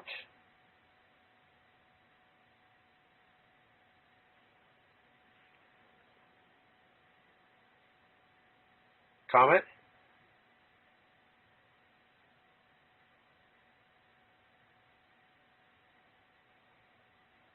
No comment. But what that says is you can enter an interlocutory decree for the accounting and to withhold the decree of sale until respective interests of the parties are fixed by the decision of the court on the master's account. So until they provide the accounting, you can hold it up with an interlocutory decree, right? That's what it says. It's on the statutory side, yeah. So for anybody that's losing their house, hope you heard that. Under some statutes, the fact that interest on all beneficiaries will be promoted and the right of none violated must be shown before the court may direct a sale thereunder. So if you got the records to show you're the beneficiary, you can show that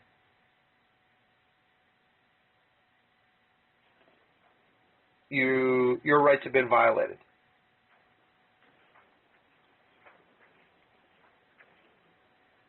Many of the original proceedings required are unnecessary on a sale for reinvestment only, and a sale for the purpose may be ordered whenever, on a full presentation of the facts, the court determines in its discretion that such course will be for the interest of the beneficiaries.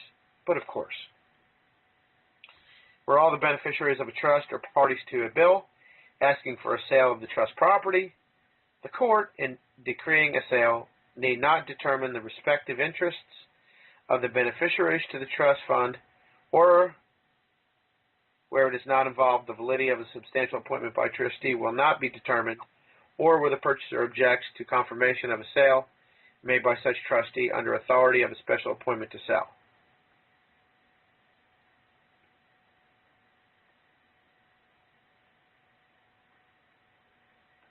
Where the evidence before the court as to the value